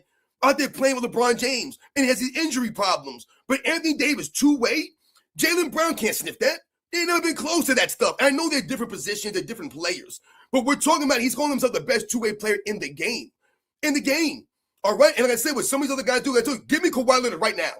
Right now over Jaylen Brown, both sides of the ball. And you guys know how I feel about Kawhi Leonard. I told you guys what? The career from Kawhi Leonard, to me, I don't respect a lot of this career stuff that he's done. I don't respect it. But I told you guys what? I respect his game. I respect Kawhi Leonard's game. I don't respect his toughness. I don't respect his lack of grit. I don't respect some of the things he's done. I told you, but he's played his career out to me is weak, man. But the game on the court, right? We know he's missed a billion games, and that to me is a problem. But the on the court game, give me Kawhi Leonard right now and Jaylen Brown two ways, man. Come on. I said it. Why are we not? I mean, and I get it, right? We're talking about offense and defense. So this is not to say that, like I said, I'm not saying that Jaylen Brown doesn't play defense and that there are other guys out there that aren't better defenders, but are they playing the level of offense that Jaylen Brown's playing while playing that defense? I just don't see how he makes that stretch to call himself the best two-way player in the game, and you've never made a single all defense. To me, I'm actually shocked by that. I'm shocked by that, guys. So again, I'm going to reel some guys' names that made all defensive teams. Jimmy Butler, over the last 4 years, guys. Jimmy Butler, all right, has made all defensive team. Kawhi Leonard, Giannis Antetokounmpo, Bam Adebayo, Drew Holiday. See, these are guys making all NBAs and all defensive teams, not necessarily at the same time, but they've made all NBA teams and they've made all defensive teams in their careers over the last several seasons. All right, Drew Holiday, Alex Caruso has made all defensive team. All right, OG Anunoby has made the all defensive team. Derek White, his teammate. So Derek White, I believe, has made like 2 all defensive teams in his career, playing with Tatum and Brown. They've never made a single one. But I'm supposed to believe he's the best two-way player in the game? Come on, man. Dylan Brooks has made all defensive teams. Herbert Jones. You guys know who Herbert Jones is? Shout out to Herbert Jones, but he's made the all defensive team. These are all forwards, guys, all right? Lou Dort, defensive team. Amen Thompson. Jalen Williams, like I mentioned. And Dyson Daniels. All right, so all these guys are like perimeter guys, forwards, guards, type players. Obviously, I threw Bam Adebayo in there, who's I guess labeled as a center. But these are guys who have been known for all NBA teams or guys that have been known for playing defense, right? That have made all defensive teams. All right, so Jaylen Brown has never cracked an all defensive team, and those guys have. All right, so I just to me it's crazy to me, when he talks about himself like this way. Anthony Edwards, I mentioned earlier, to me, Anthony Edwards has been in the league, like 4 or 5 seasons now. And we're starting to get into this area of Anthony Edwards' career where, you want to see the growth. You want to see the transformation. You want to see a development. I would love to see Anthony Edwards become, a top-notch defensive player. He don't have to be the greatest defender of all time. He don't have to be Dennis Rodman on defense or Scottie Pippen on defense or Kobe on D or Walt Clyde Frazier or one of these defensive guards or defensive-minded players. You don't have to be one of those guys on D, but you want to be a guy, like I said, like some of these, like think about back in the day. A lot of times, right, some of the best players of these eras were two-way guys, right? The best players were. So you had guys making all NBAs, making all defenses at the same time, simultaneously for multiple seasons, right? That's what they were doing, these guys. Like the guys that I mentioned, all NBA selections, all defensive selections, multiple seasons.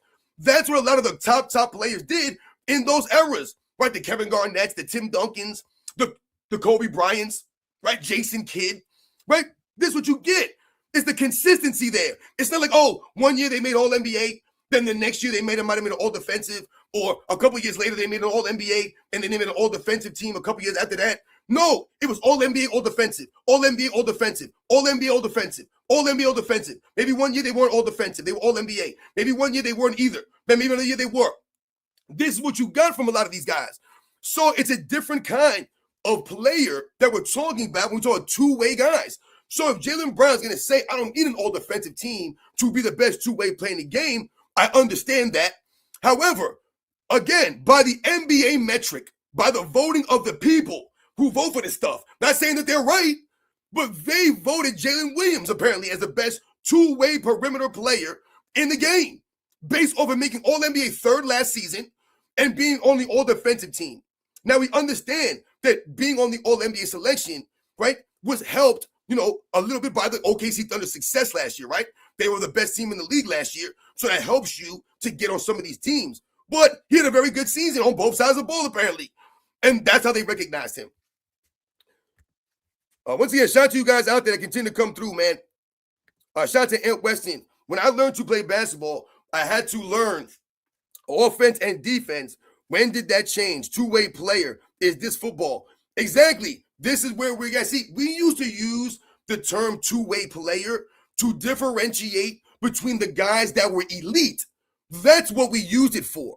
That's how I always looked at it. When people say, oh, he's a two-way guy, we always talked about the elite guys. We talked about the Jordans, right? We talked about the Will Chamberlains, right? We talked about the Jerry Wests, the Kobes, right? We talk about the Olajuwons, the Robin. We're talking about the top guys. We're not talking about 50 guys in NBA's history. We're talking about a select few people. To me, when you say two-way player, that's what I'm thinking about. The great players that were great on offense and great on defense. All right? Not just great on defense or just great on offense. You were two-way to that degree. Because like you mentioned, Ant Weston, everyone knows everyone's supposed to play defense. Now, yes, is everyone going to be a great defender or a good defender? No. But the effort was always supposed to be there. Now the effort's optional. Now the effort's like, well, hey, I'm a star. You know what I'm saying? I'm the main guy. I'm not going to play defense. I got to save myself for offense. That's why in these comparisons, in these rankings, you're not going to stack up with the great players. So like when people try to tell me now, and I saw a comment that they're comparing SGA to Kobe Bryant already. And I wrote down a comment here that I was going to read on the other live show, and I'll just read it real quick just to tell you guys and give you an idea what I'm saying. There's another comment that was sent to me that this was a conversation on social media, what people are saying now. SGA is 1 to 2 years away from being 1 year away from Michael Jordan talk. Guys, think about how stupid that sounds. Yo, someone said SGA is 1 to 2 years away from being 1 year away from the Michael Jordan talks. Guys, this is insane, man. Insane. Are you kidding me? SGA is 1 or 2 years away from being 1 year away from Jordan already? What? So again, he's already jumped over he jumped over Kobe, jumped over Magic, Bird, jumped over Duncan, Olajuwon, Jerry West, Dr. J, Bill Russell, Kareem Abdul-Jabbar. He's in the Jordan talks in 1 or 2 years. So I'm assuming that they're saying and thinking SGA is going to win at least one more MVP and they're going to win a three-peat. That's the only way that I'm thinking you can make this correlation, that they're going to three-peat the next 1 to 2 years, three-peat this. He wins at least one more MVP, so he's got 2 MVPs, maybe back-to-back, and a three-peat. And you're going to tell me that puts him right in the Jordan talk?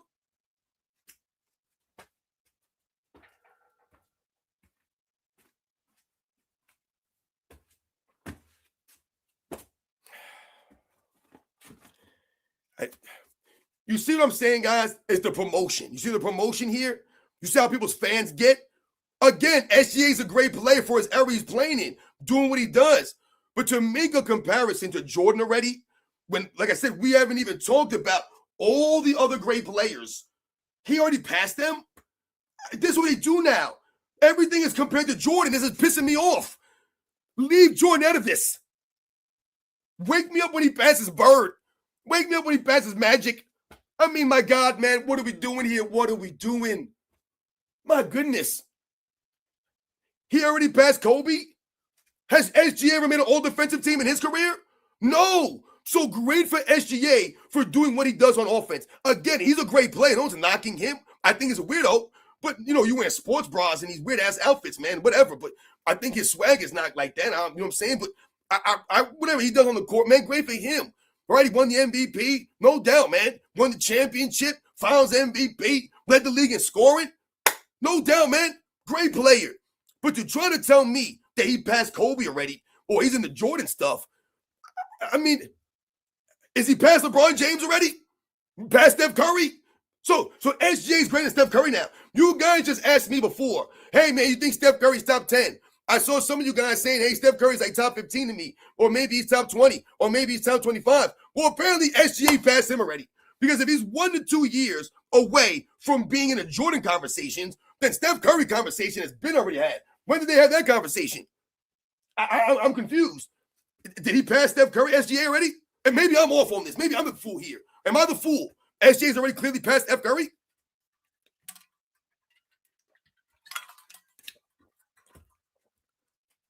I mean, that's what I'm saying. Love them skins. J-Bo music. Okay, so you don't think he's better than D-Wade. So say, how the hell you and Jordan talk in a year, too? Like I said, I don't give a damn if they did three-peat. And he won MVP every damn year. You ain't going to be in Jordan talk. How did I get you in Jordan? You're so far away from Jordan, there are other players. How do you just leapfrog them? I don't get this. Goodness gracious. Again, Gino Panzini has a great point. That's why I said, they tell you guys LeBron James, the greatest player of all time. But everyone knows when they want to compare somebody, they bring up Jordan, not LeBron. So apparently he passed LeBron. He passed everybody. Goodness gracious, man. Like I said, it don't make any sense to me. How he passed all these players already. I don't see it. But this is where we are. And this is the promotion I tell you I have a problem with. So, again, guys, what I really want to talk about, we're not even going to talk about or get into some of the other stuff that I wanted to talk about. But before I let you guys go and enjoy the rest of your Sunday, I wanted to talk about LeBron James, some comments I heard from LeBron James. You guys probably heard LeBron James made some weird comments, and I told you LeBron James lying. And LeBron James talking about how he ain't never cheat the game again. And he's made these comments several times now. And this is part of the problem. And this is part of the reason why we don't respect LeBron James. So I want to read off some comments, or the comments that LeBron James made about how, you know, he don't cheat, never cheat the game. All right, so listen to this, guys. This is what LeBron James says. He says, listen, I've dedicated to this sport. I've never cheated the game. I've showed up every day on time. I put my work in both on the court, off the court. Just showed grace. That's what it's about.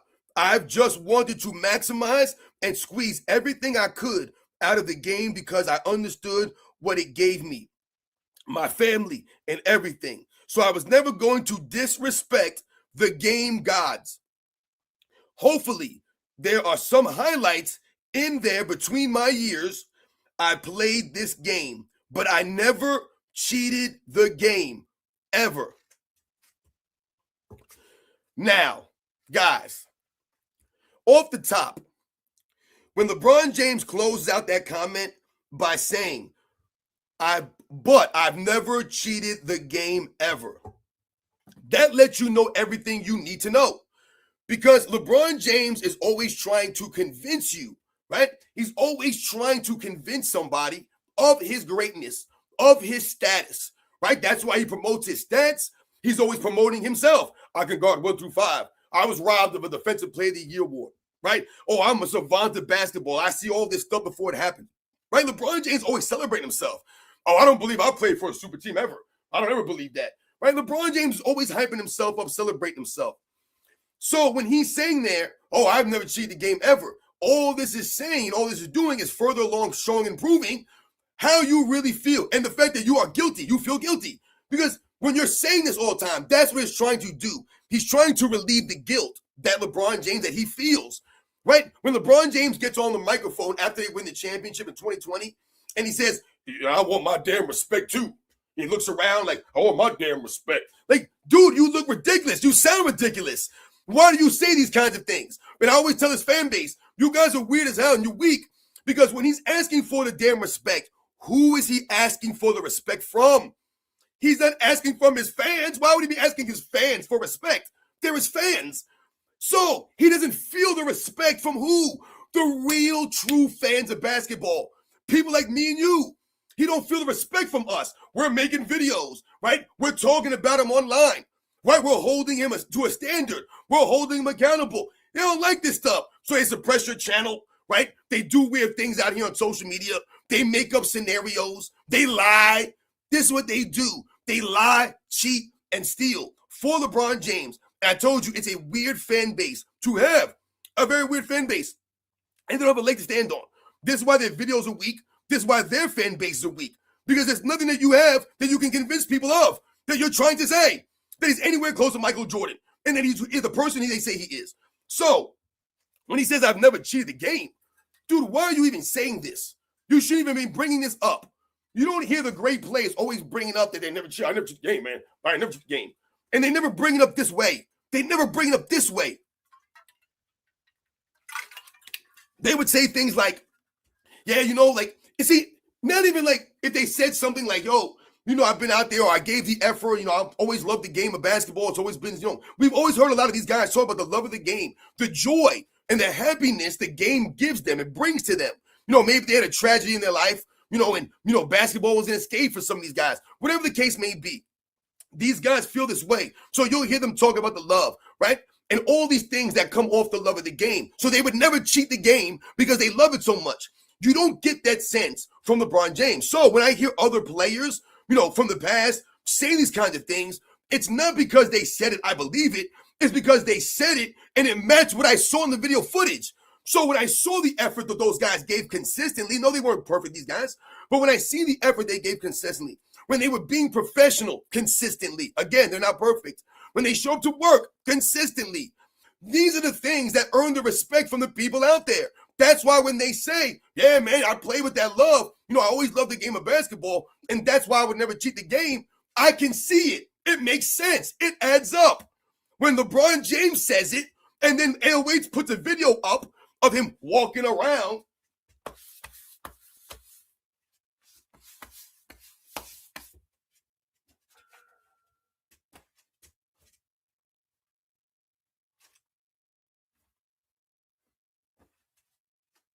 when I see him doing that in the court, you're telling me that's a love of the game? I'm supposed to believe that you ain't never cheated. Dude, you're cheating the game right there.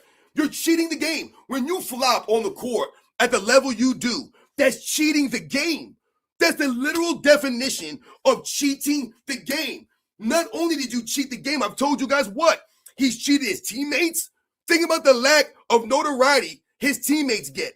I just showed you guys and talked about how Scottie Pippen was number 2 in 1993 All-Star voting. That's the notoriety that Pippen got playing with Jordan.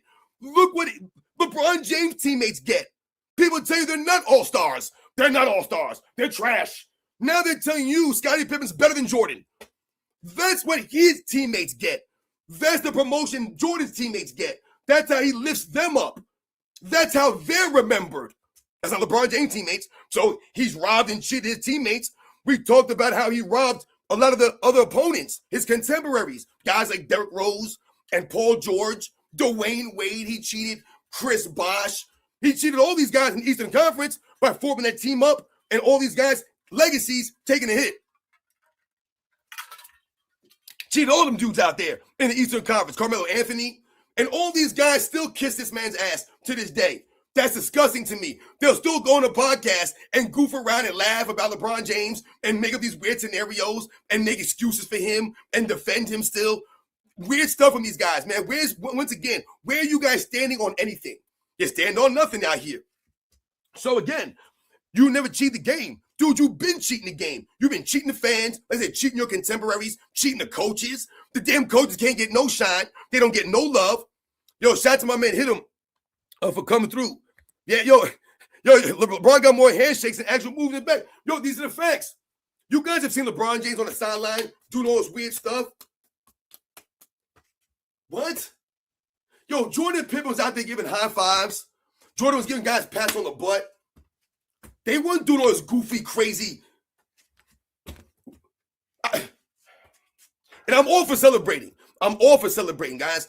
I'm all about it. No doubt about it. However, come on, like I say, gets carried away out here. LeBron James will do all these weird handshakes, do all this weird stuff, and then be out with a sore foot. Dude, why are you doing all this weird stuff on the sideline? I don't get it. You're so hurt. Oh, I got a broke hand. But then you see LeBron James leaving off the court in 2018, right, with the broke hand stuff. You see LeBron James out there doing all these weird handshakes and stuff, man. Like, what? Really, dude, you came with the cast on after we just saw you leave the court and do 5,000 handshakes on the bad hand?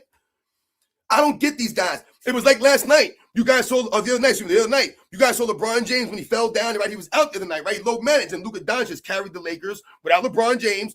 The Lakers did what they do without LeBron. They won a game. But when LeBron James fell down, he forgot which arm was hurt. So when you watch the video, LeBron James don't even know which arm to grab, man. He grabbed both arms. Everything's hurt now. I don't know.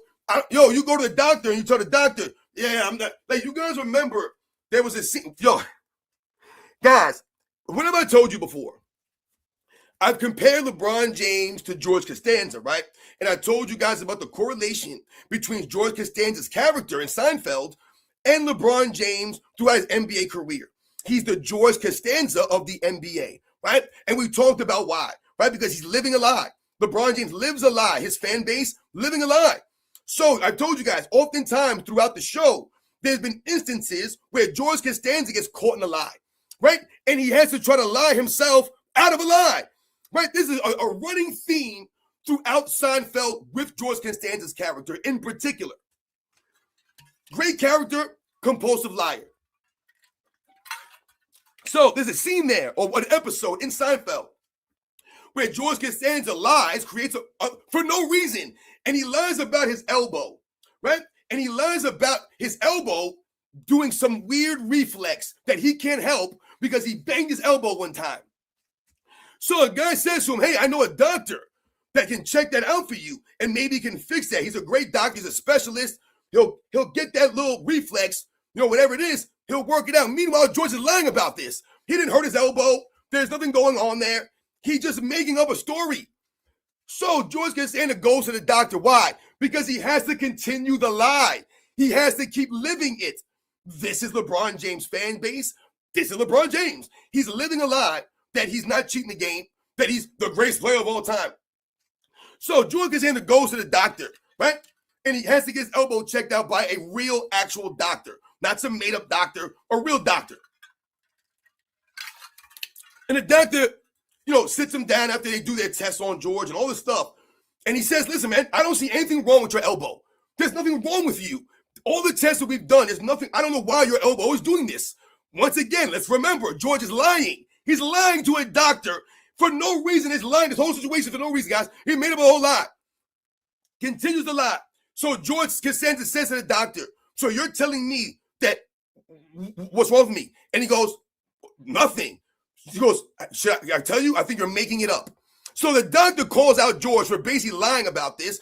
And George says to him, so you're telling me that I have time to take out of my day to get all these tests done and do all this stuff with you guys because I'm lying for no reason?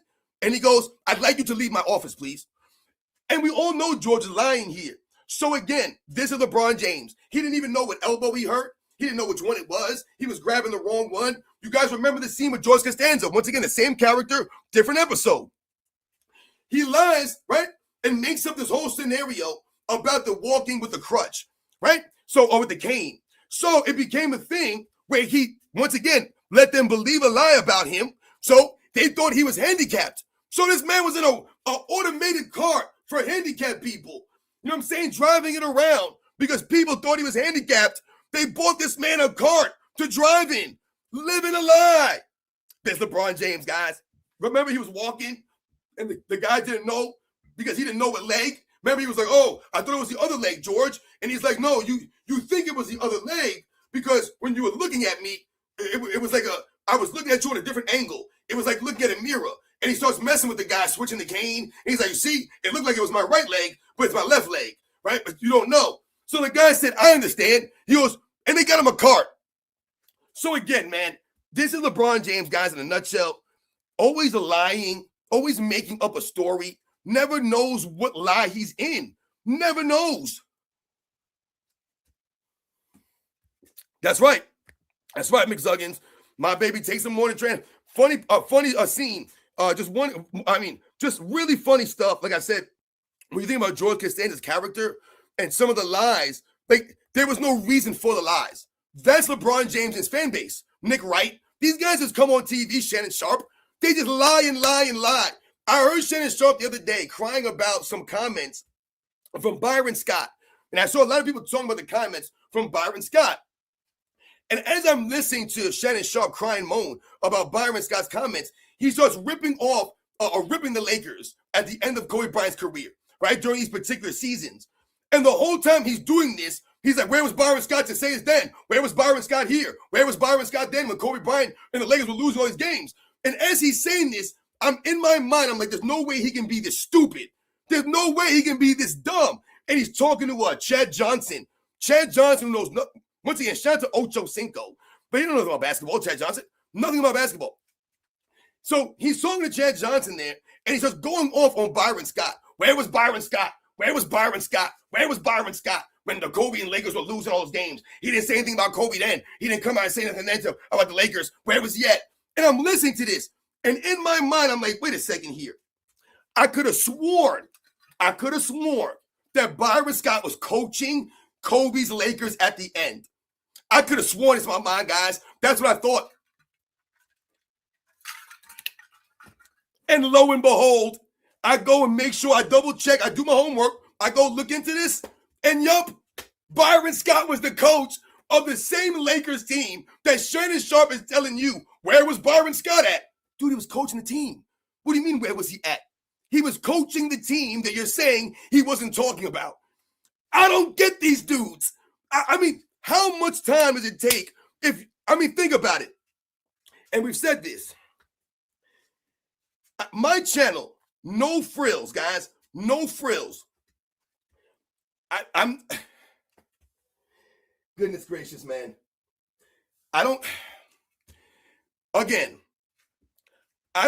Whatever I write down, guys, I don't have a script here for you. Nothing here, man. I write down certain facts or certain numbers just so I'm accurate for the historical record. You guys know what I do here.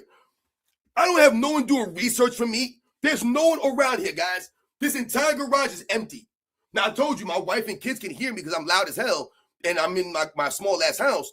But I have no one doing research for me. I have no one behind the scenes sliding me a piece of paper under the camera and being like, yo, Robin, here's a good little tidbit or a good fact for you that you didn't know maybe. Or someone, once again, doing all my editing or doing all of my stuff. I don't have this stuff. These guys like Nick Wright, the Shannon guys, they have, teams of people behind the scenes that doing work for them. People filing their toenails. You got people getting coffee for these fools. You got people drawing a bath for them. You got people ironing their clothes. You got people running their errands, walking their dogs. You got people doing all this stuff for these people, right? They're making all this money. I tell people all the time, these celebrities, these people, they have luxuries that people like me and you could never dream about, guys. Dream about. They have advantages on certain things we couldn't even think about, guys. So they have all of this going for them. Shannon Sharpe has this huge platform. He's probably made more money on social media than he made in his football career. And Shannon Sharpe was a really good football player, man. I remember watching Shannon Sharpe. I've always given him his props. That's why I'm surprised that he acts this way now, because he was a really good tight end for many, many years in a very tough NFL when he played. So again, he's probably made more money on social media doing this stuff than he did playing football. But here he is. You're going to say something that's stupid and ignorant? Where was Byron Scott?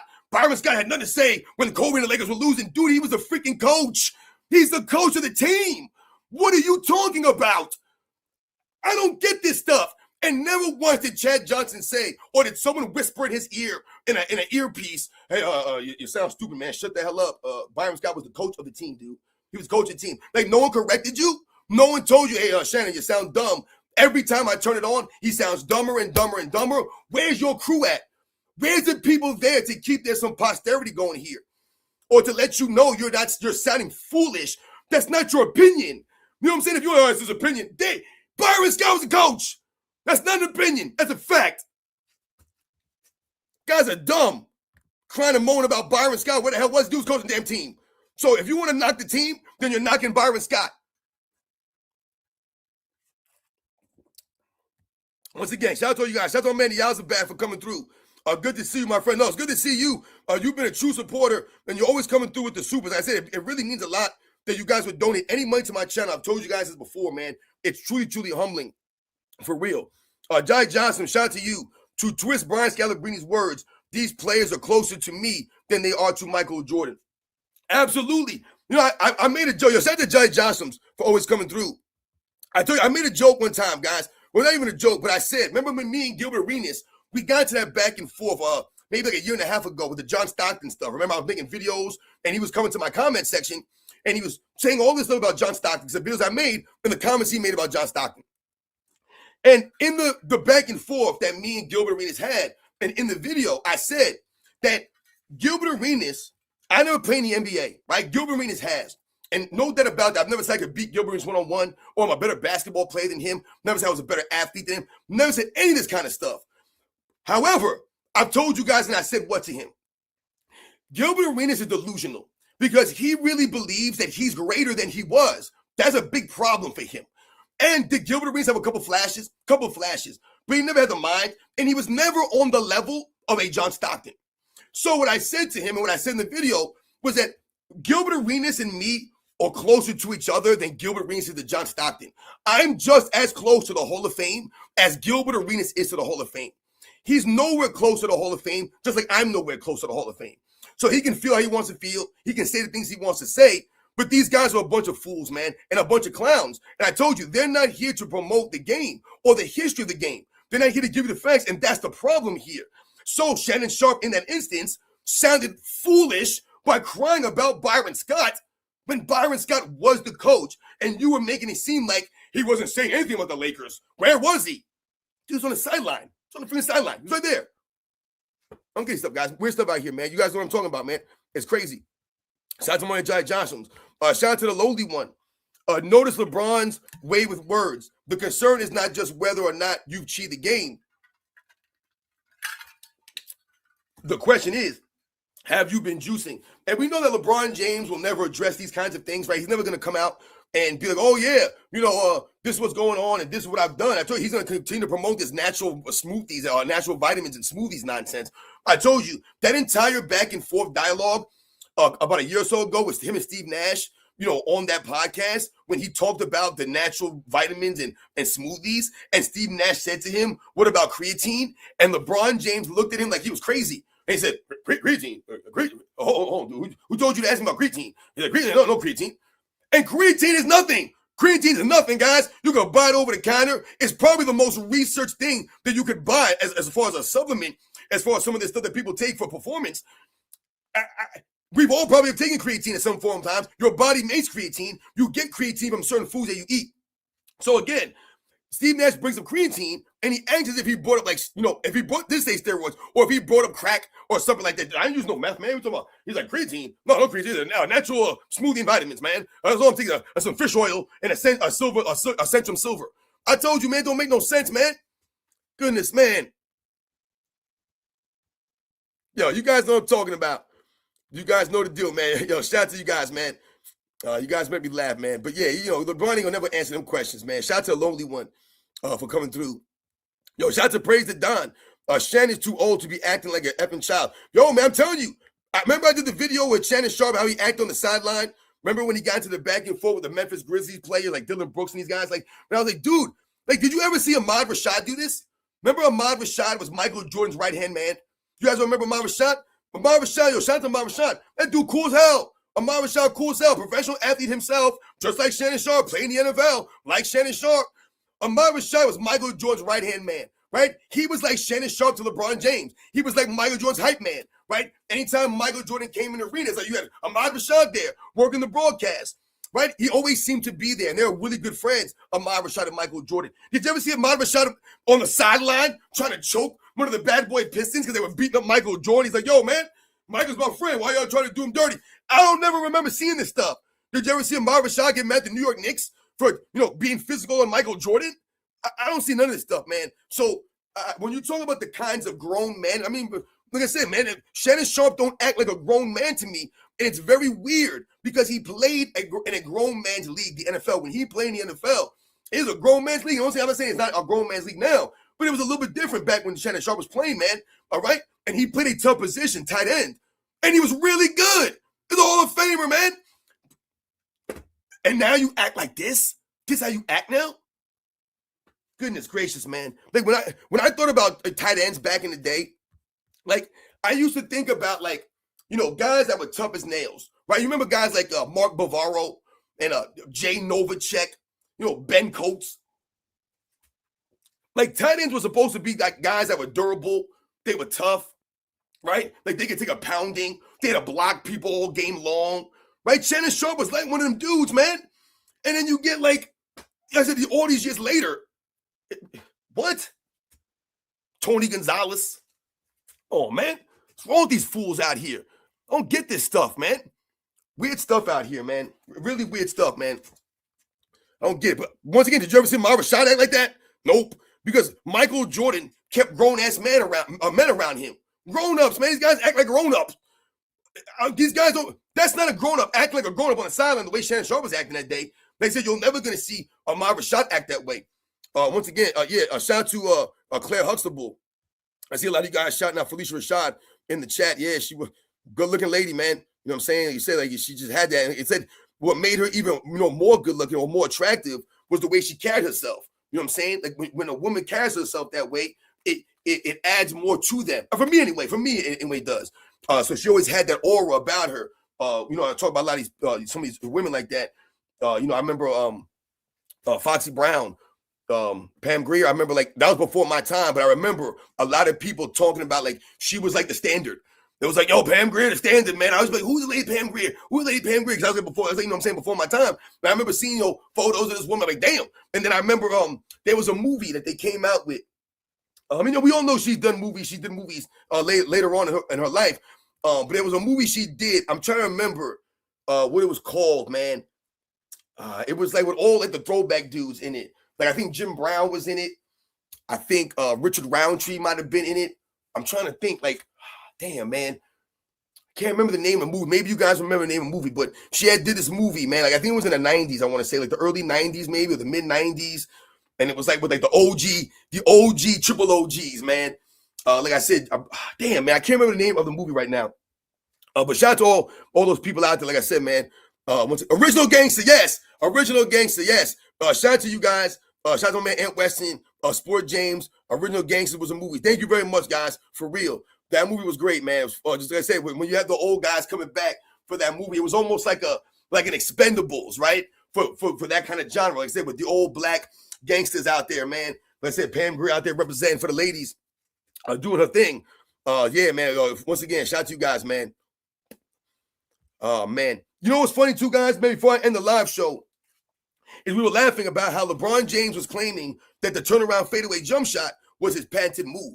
And I think that to me is hilarious. Like, it's really funny because when LeBron James is talking about not cheating the game and he's talking about the turnaround patented or the turnaround fadeaway jump shot is my quote unquote or one of my patented moves. Guys, I feel like when we talk about being a liar, again, you're blatantly lying, dude. Does anyone believe that LeBron James' patented move or one of his patented moves is a turnaround fadeaway jumper? Come on, guys. This is madness, man. Don't no one believe that stuff, guys. No one believe that. Like I said, when we talk about a go-to move and we talk about your quote-unquote patented move, that means that you're using this move when it matters most, right? More often than not, you're not always going to be able to get to your signature move whenever you need it, right? That's why you have to be able to do other things and other times, have different areas on the court where you can still be effective, right? And have different ways to score the basketball. But when you talk about someone like Kareem Abdul-Jabbar, and I told you guys, when they try to, when they were promoting LeBron James for passing Kareem Abdul-Jabbar some years ago, the one thing that I always remember saying is people trying to, they were trying to me, they were comparing LeBron James and the points that he scored to Kareem Abdul-Jabbar. And they were doing it, to me, they were trying to invalidate almost Kareem Abdul-Jabbar to a degree. Because when you think about what Kareem Abdul-Jabbar was doing, scoring all those points, it wasn't just about his longevity, which we know was part of the reason why he led the league in points all time, right? Because he played a long time and he played at a high level for a long time, Kareem Abdul-Jabbar. A lot of people marveled at his longevity right at that time, like, damn, dude playing forever. But it was also because he had a move, an unstoppable move that he could go to when it mattered most. So a large majority of his points came because he had the go-to move that he could always use whenever he needed to. I remember Magic Johnson telling a story, and I've told a story to you guys before, when he played with his rookie season, his first season as a rookie, playing with Kareem Abdul-Jabbar. And he said Kareem Abdul-Jabbar in the first game of the season hit a game winner with a hook shot, right? He said he hit the baby hook. He said he hit the hook on a game winner. And I told you, Magic Johnson said he jumped on Kareem Abdul-Jabbar. He jumped in his arms, and he said he was like, going crazy and yelling. And he said Kareem Abdul-Jabbar was like, yo, what the hell are you doing, rookie? He was like, stop acting crazy. And he said when he got to the locker room, he said Kareem Abdul-Jabbar came up to him and was like, yo, man, we have 81 more games to play. Don't be getting all crazy like that after one game. And Magic Johnson said he said back to Kareem Abdul-Jabbar as a rookie, he said, if you hit a game winner 81 more times, I'm going to react the same way 81 more times. And he said that was the beginning of them developing an understanding, and Kareem Abdul-Jabbar understanding and realizing there was something different about Magic Johnson with the love and the joy that he played with that went to everyone else around him. It was infectious. So he said halfway through the season, it gets to a point where Kareem's been watching all the guys running up and down the court, high-fiving, Showtime Lakers, right? Magic Johnson's rookie season. He's out there doing all this stuff. The Lakers are doing all this stuff. They're high-fiving. They're doing all this stuff. He said after halfway through the season, Kareem Abdul-Jabbar, he said in one of the games, he had this nice dunk and got fouled, he said, right? And he said he immediately started looking around for someone to like high five because there was like no one there. And he said, everybody, he points at Magic Johnson and he says, you, come here. And he said they high five. And that was the beginning, of Kareem Abdul-Jabbar opening up and understanding, yo, this kid here is something different. He's special and he's able to bring out the best in you guys, right? You feel good listening to Magic Johnson, watching Magic Johnson. Do you not? I feel good watching him play the game of basketball. I feel good listening to Magic Johnson. When I hear him speak, I posted that clip of Magic Johnson in the All-Star game, right? Him and Larry Bird were talking, right? And I posted a clip. Why did I post that clip? Because I wanted you guys to understand and hear and really listen to what Magic Johnson and Larry Bird had to say about each other and what it was about for them. And what did Magic Johnson, the first thing he said about Larry Bird? He said, he brings out the best in me. He brings out the best in me. He didn't go out there and start talking about Larry Bird scoring and all this crazy weird stuff. Oh, yeah, man, Larry Bird, man. He's a great player of all time. The weird stuff these guys say now. Oh, it's an alien, Larry Bird, an alien. No, he said, Larry brings out the best in me. The best in me. I can't be the best version of Magic if I don't have this man here. I mean, my God. And what did Larry Bird say? What did Larry Bird say, guys? He goes, the one thing, man, I love about Magic, he's a winner. A winner. He didn't say, oh, Magic Johnson, he leads the league in assists all these years. He's the craziest passer I've ever seen in my life. He said, he's a winner. He just wins. That's why I respect Magic Johnson. Because I know that I beat him, that it matters that much more because he's a winner. Come on, guys. You don't get that kind of stuff anymore. You get these weird commentary now from these dudes, these weird comments that don't add up. But Magic tells you he brings out the best in me. What did Michael Jordan say about Pippen?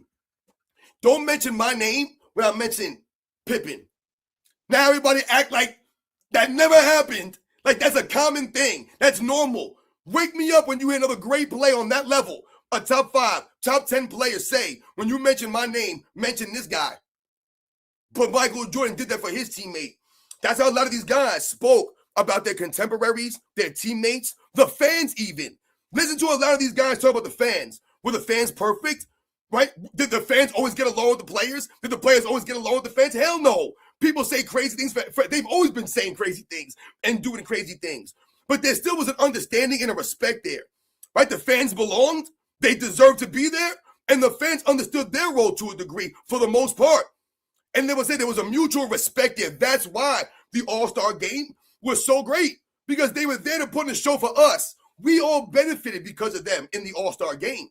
We all have those memories now that they tell us is nostalgia. Oh, you remember it differently than it happened. No, I don't. Go back and watch the games, guys. We didn't remember it differently. I'm telling you, you didn't remember it differently, guys. My memory's good, but I'm telling you, you don't remember it different. It happened the way that we remembered it. It was as great as we remembered it. All those plays we watched, they were that great, guys. But they're trying to say they weren't now. And that's the facts, man. So again, man, yo, I really appreciate you guys, man. I'm going to let you guys go on your Sunday, man. I got some things I got to do. Like I said, it really means a lot that you guys continue to come through and support my channel, man. Shout out to everyone that donated. Shout out to you guys. Like I said, man, I'm truly humble. Like I said, tomorrow will be 4 years for me on YouTube. So it'll be a 4-year anniversary. So hope you guys enjoy the rest of your Sunday. LeBron James out here lying, talking about he ain't never cheat the game, man. Like, get the hell out of here, man. Come on, man. Like craziness. And I'll say this one thing about the Jeremy Lin thing real quick before I go. I'll say this.